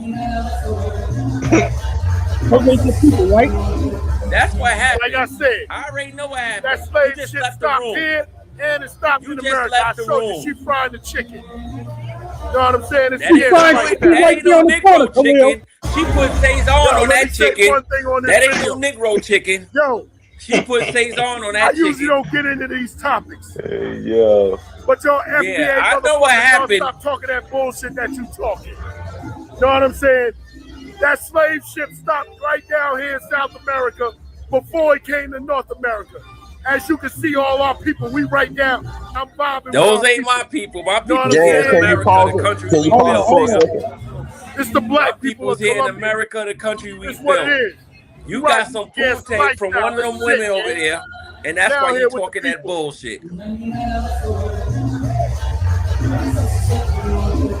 Because they gonna Like I be like, said, no, I'm that not slave black, shit Poppy. stops here, No, and I'm it stops in Dominican, America. I I'm showed you Colombian, shit I'm not No, black. they don't say that in Colombia, and they They don't say it that in shit Cuba. Colombian in No, all they them don't. places. No, they don't. They don't say Hey, it. I'm Khalil, not can I black. ask Gans a question, Khalil, right quick? Go ahead. Gans, can you hear me? Yes. Where are you from, Gans? What's your ethnicity? What nationality? I'm American. My people from Florida. My people, Okay. all my people from Florida. Florida was a non-slave state. Khalid, man, I'm asking Gans a question. Hold on, Yoga. My greatest grand ancestor was a Moor from Spain. He came to America and he married a Native American woman. This happened in Louisiana, and then they moved to Florida, and that's Okay, where. so you foundational Black American then, Gans. That's you are. And so Colombian Poontang fucked his head up. Hold on, Khalid. Hold on, Khalid. So I just wanted to make sure. All right. So you're a foundational Black American. Yes. And okay, I got you. All right, cool.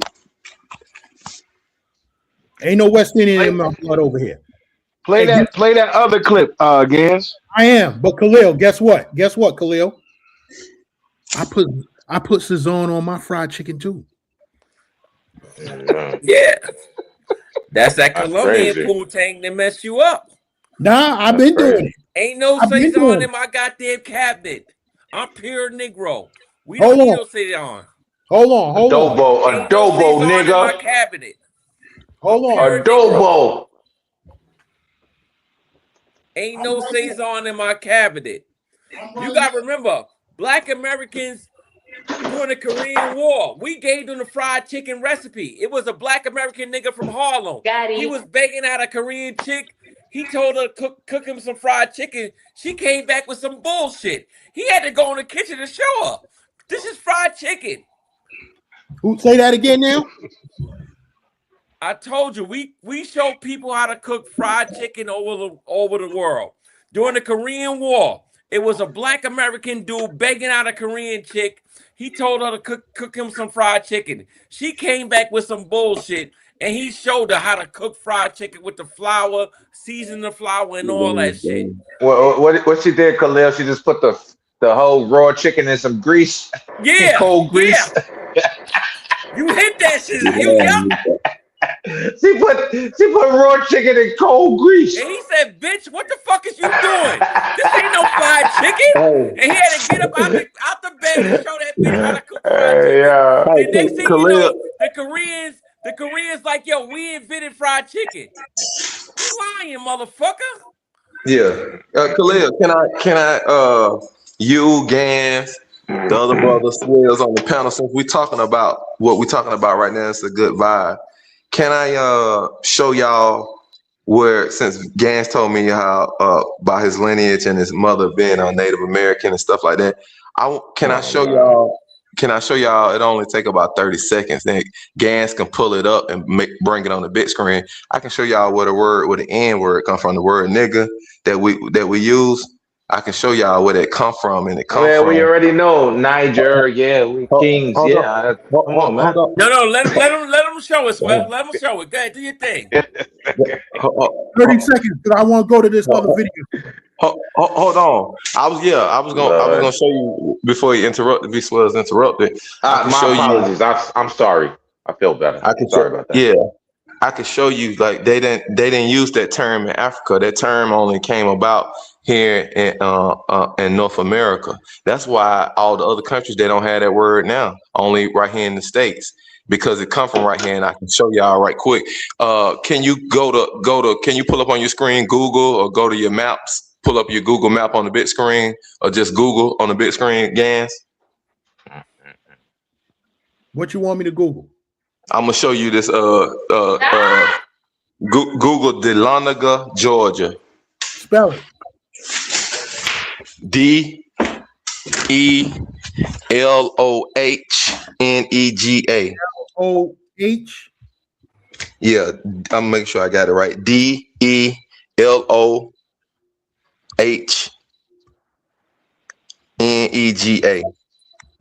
30 seconds has elapsed. No, he gonna put us up on the screen. We're gonna all see it.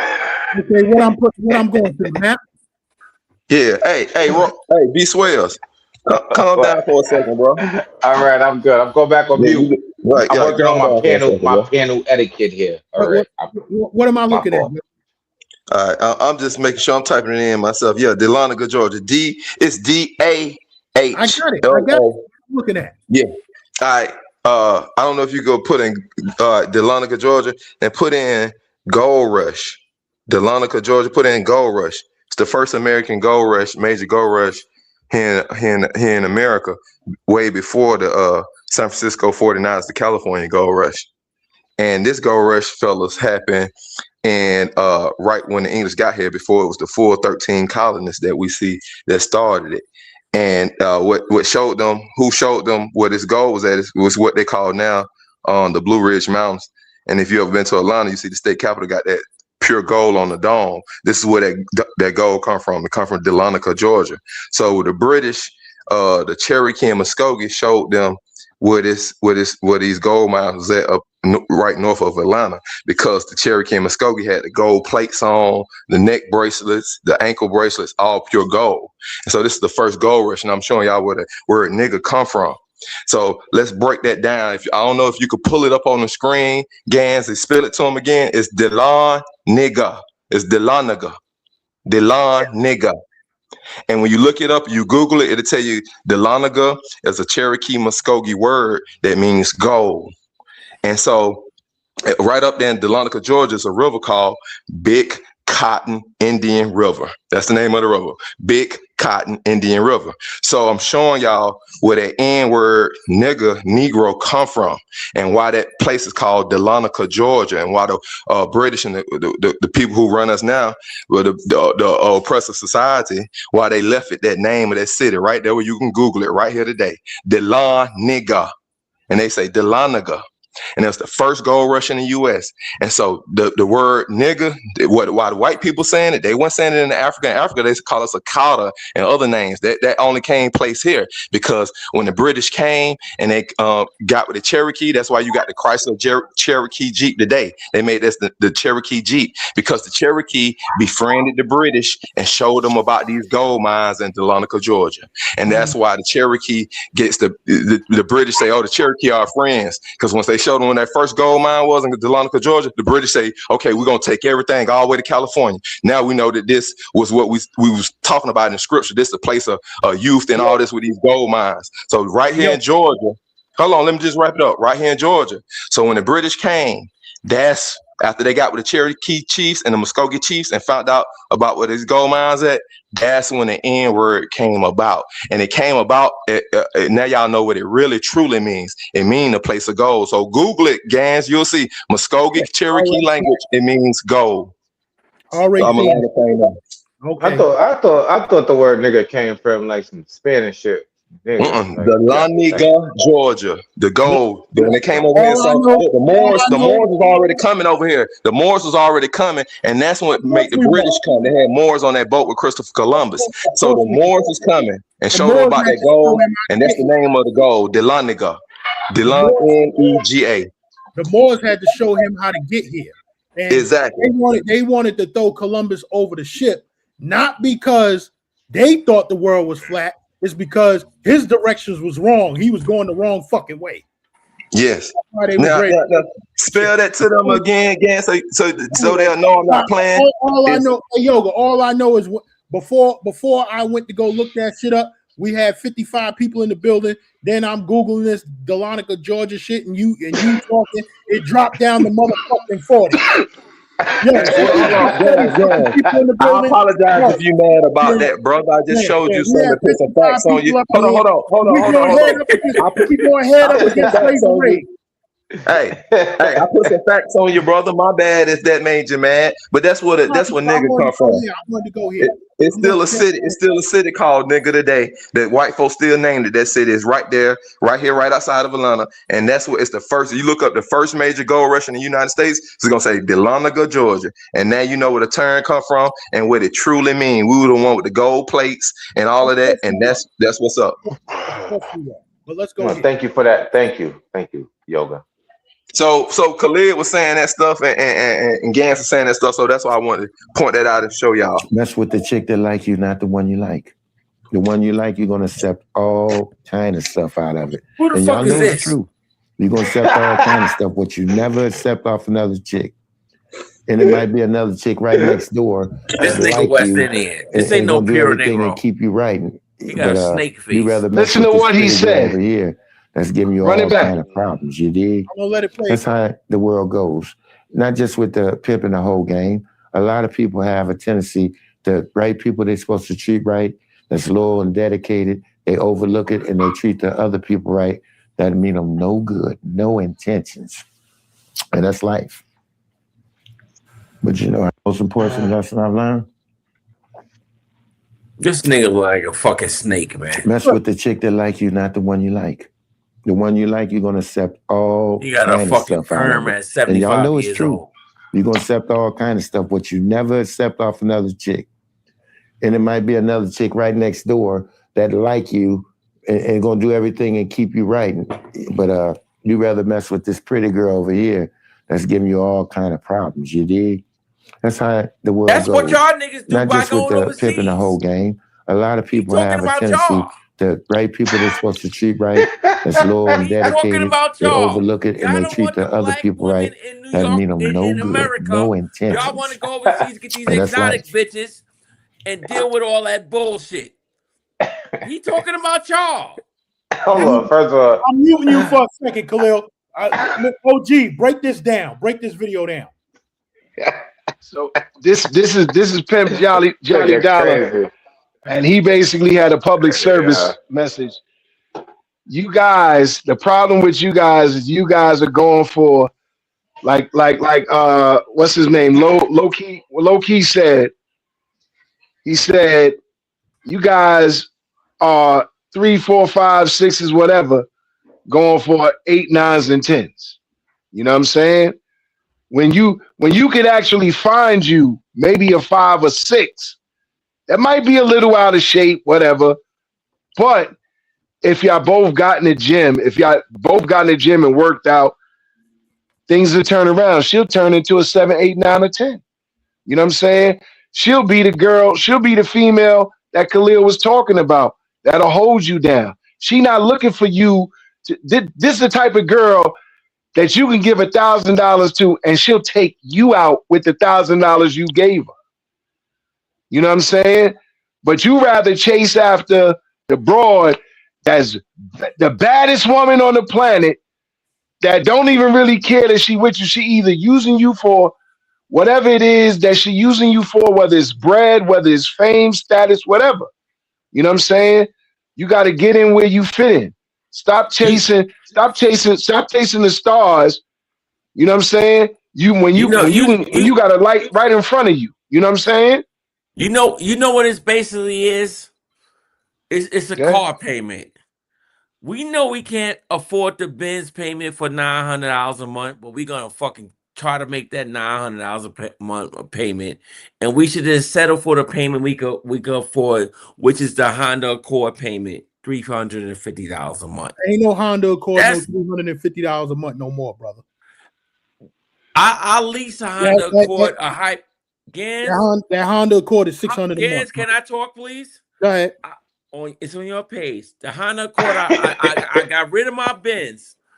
I lease a Honda Accord in my yard right now for $290 a month. I got a 2025 Honda Accord hybrid, and I lease it for $290 a month.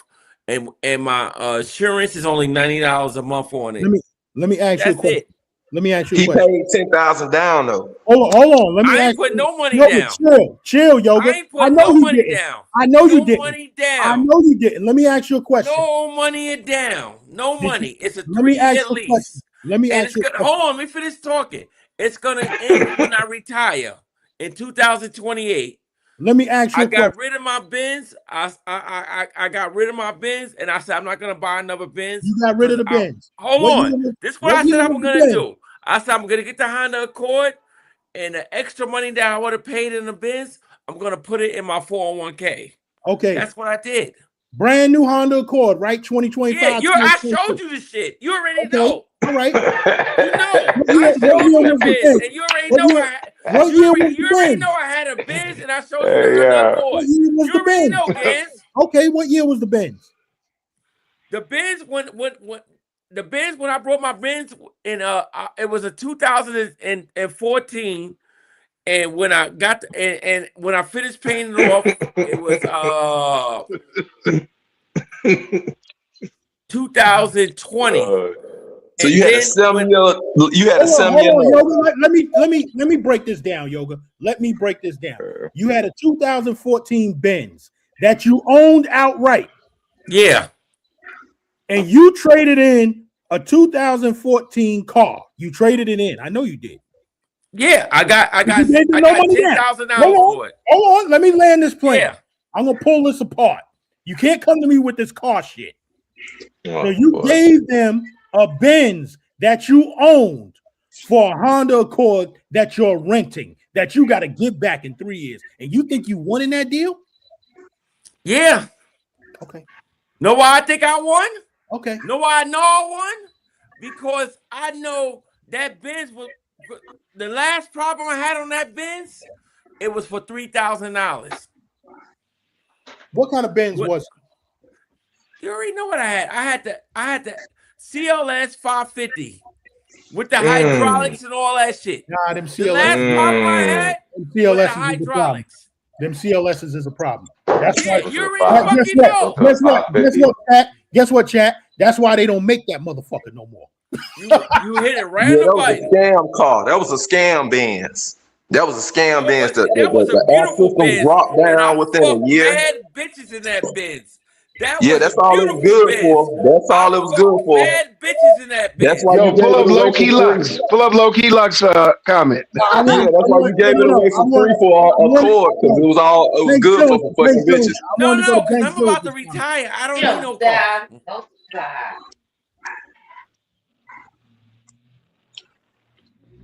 Well, I had a Bonneville, my college car, and had Miss Fort Valley State. So there you have it. He said he absolutely did win. That Benz was about to break down. Yes, it was. It was a CLS. Problem from the gate. A 2025 anything has a warranty. Is under full warranty. Gans, I don't care about no car no more at my age. Hold on. Hey, OG Davis. You know what I'm about to get when I retire? Hold on. Let me say this to you, Gans. No, let me say something. I'm about to get a golf cart I'm about put to in my parking lot. OG Davis. Yeah, you're going to have to mute him. There was a book that I mentioned at the beginning of this show. What was the name of it? Yo, Gans, drop the link, son. I got to change phones. Drop the link real quick, though, fella. All right. What was the name of that book, OG Davis, that I mentioned? De-Evolution. No, there was another book I mentioned. I don't remember. I remember you said De-Evolution by Total Money Makeover. Money Makeover, yeah. The Total Money Makeover by Dave Ramsey. Low-key Lux. Go read that book. Go read that book. He probably read it. He probably read it. So Khalil is paying $400,000. Khalil is paying $400 a month for a fucking warranty on a Honda Accord, which is gonna run until the wheels fall off. You don't never have you're right, Gans. You're right. You don't have to do all that with a Honda. You're right. And then this is what he did on top of that, Gans. He did. Guess what he did on top of that? Now we see he taking the extra money and tricking it off, buying them little cameras and stuff like that. Now we see here a technology trick. A lot of guys are trick off in technology, and you won't realize that's where the money going. So he had a car he owned. He went from ownership to renting, and now he tricking off in all the technological gadgets. That's what's really going on. Peep game. Let me tell y'all something. The car dealership is never going to put together a deal that they're going to lose on. Mm-hmm. Ever. Gans, the money he gonna pay in 3 years in that car note plus what he put down, if you add that up, the what it would cost to repair the Benz is way cheaper than that, and he'll have more money in his pockets, and the Benz would have still been running. Like even if the transmission went out in the Benz, add up the transmission job compared to what you paying over 3 years. I ain't doing all that. The transmission go, I'm getting rid of the fucking car. I'm just giving an example. But it hadn't went yet. He should at least waited till some major went down in the car and not did it before. He should have waited because they would have gave him the same amount on the trade-in. See? So he should have waited till the Benz broke down, then went in there and got a lease for 3 years like he did. But now he could have still been in the Benz. It would have not broke down because he's not driving like that back and forth every day. Anyway, so you should have held on to the Benz, and that's why the rule is don't fix it until it break. So don't go to the car lot, to the dealership until your car actually stops, and then you go to and get it checked out, and they say, yeah, this is gonna cost $7,000 to fix, $10,000. Then you go get the lease. But you prematurely did it, Khalil, and you still could be sending that Benz, and the money that you paying now for them notes could be stacking up in a 401k altogether. Yo, why he keep dropping in anyway? Listen, here technology. We see he trick off on little cameras and stuff like that. He probably got another little mouse, a new type of mouse or something. That's what he into. See, we figured it out. Why he went from ownership to leasing. Now you supposed to stay in that Benz is running until it stopped running. It was clean. I don't lease cars. Ain't nobody gonna tell me how many miles I could drive a year. Exactly. You know what I'm saying? Exactly. Ain't nobody gonna tell me that I can't do this, that, and the third to the car. You know what I'm saying? If I want to change some shit on the car, and then when it's time to give it back, when you go to give that car back to the dealership, right?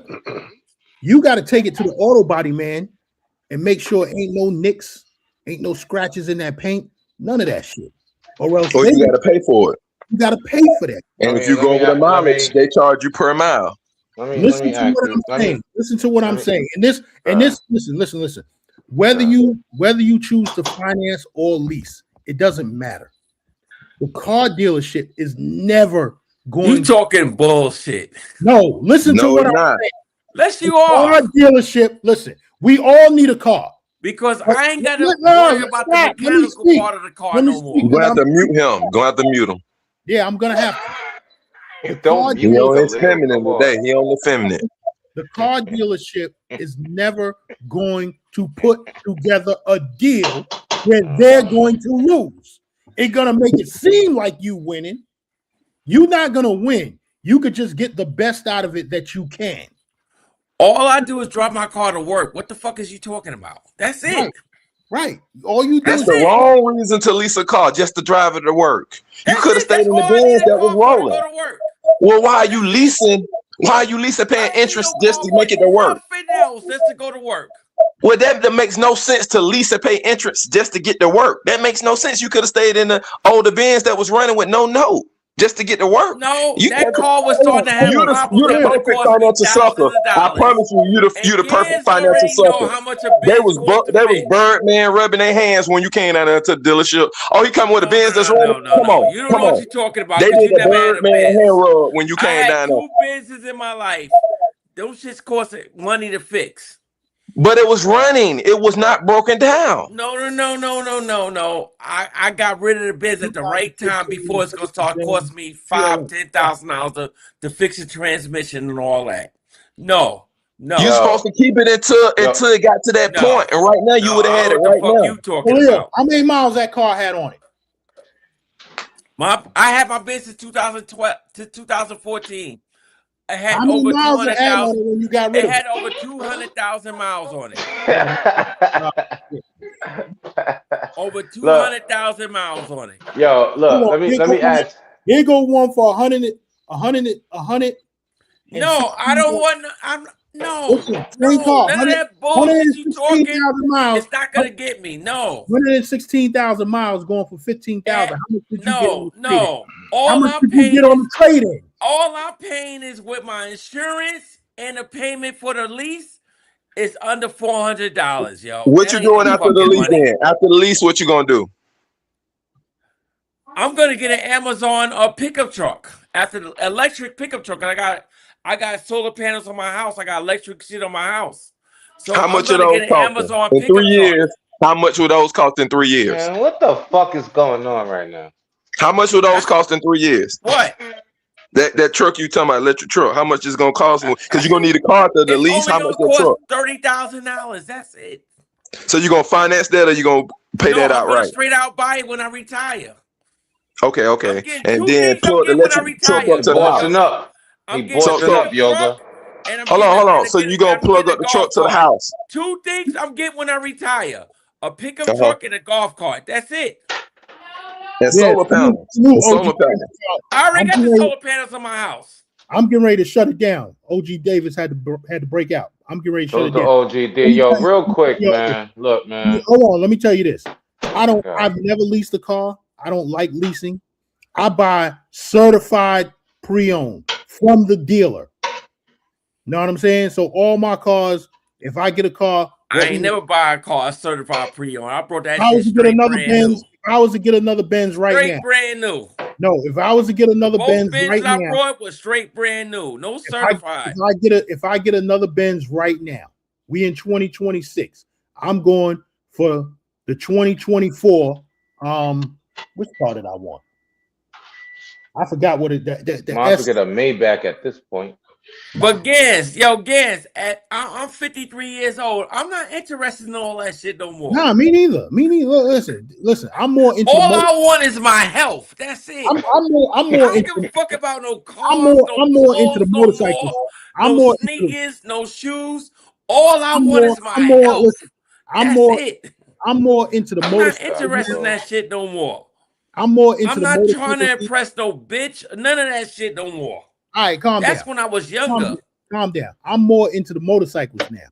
That's why when me and Showtime was doing this arguing back and forth about these cars, the shit was fucking pointless because I'm not even into these cars no more.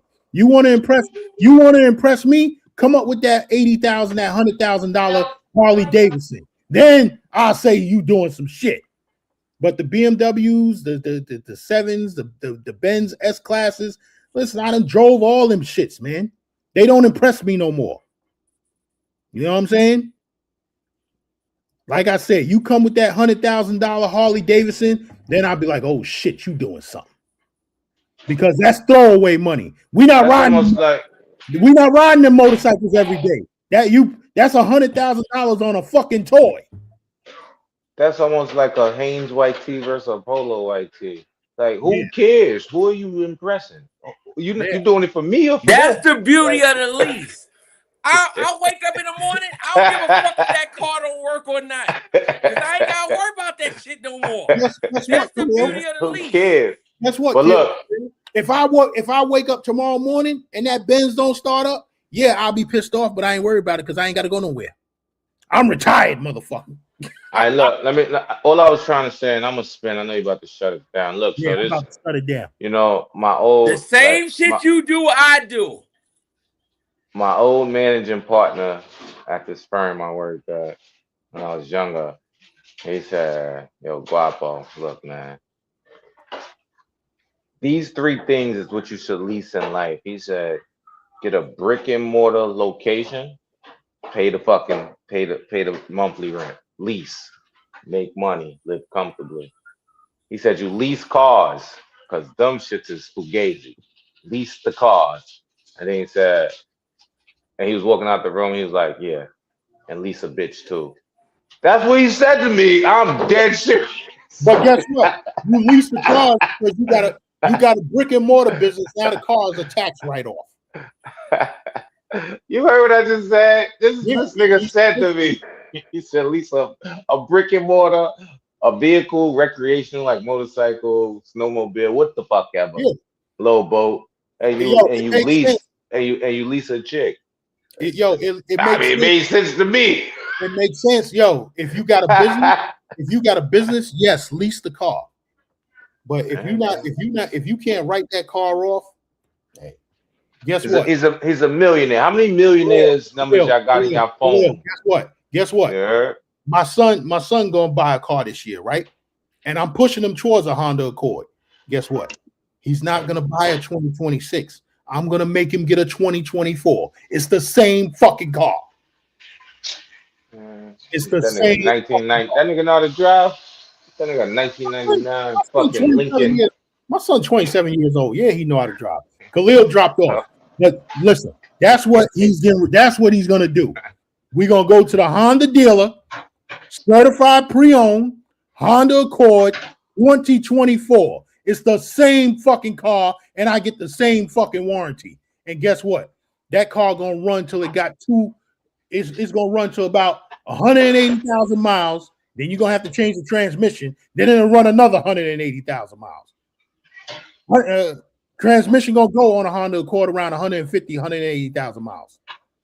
You know what I'm saying? But you're getting a lot of miles out of that car. All right, son. I'm getting ready to shut this shit down. I'm tired. Yeah, we're getting a lot of miles out of life. Thank God. Yeah. Holy shit. Yeah. But this was another good one. You know what I'm saying? Shout out to the 40 people in the building. Hit the like button on your way out. You know what I'm saying? Shout out to Guapo. Shout out to my partner OG Davis. Shout out to Khalil Backyard Life. Shout out to Yoga. Shout out to everybody in the chat. Smith. Shout out to Low Key Lux. Let me run down everybody in the chat real quick because I know. I'm gonna spin. I'm gonna let you run through your John, through the John. Yeah. So through the building, everybody's on the channel and all that, man. Holla at me, Gans. Real gangster type shit. Holla at me. Facto. All right. Bet. Yeah. Shout out to Smith. Shout out to Low Key Lux. Shout out to J Mees. Shout out to Low Key Lux. You all in the chat. Shout out to King H. Shout out to Banks Dillinger. You know what I'm saying? Shout out to Smith once again. Fresh boy, I appreciate you. If I didn't say anything earlier, my bad. Thank you for the $2 super chat. You know what I'm saying? Josh. King H again. Know what I'm saying? Yo, shout out to everybody. Thanks for everybody for pulling up. You know what I'm saying? It's the Gangster Lifestyle. It was another good one. You know what I'm saying? Like I said, today's fragrance of the day. Angel Share by Killian. You know what I'm saying? Peace to everybody that was in here. Yo, it's the Gangster Lifestyle. Yo, we moving on up like the Jeffersons. You heard? Yo, I'm out. Peace.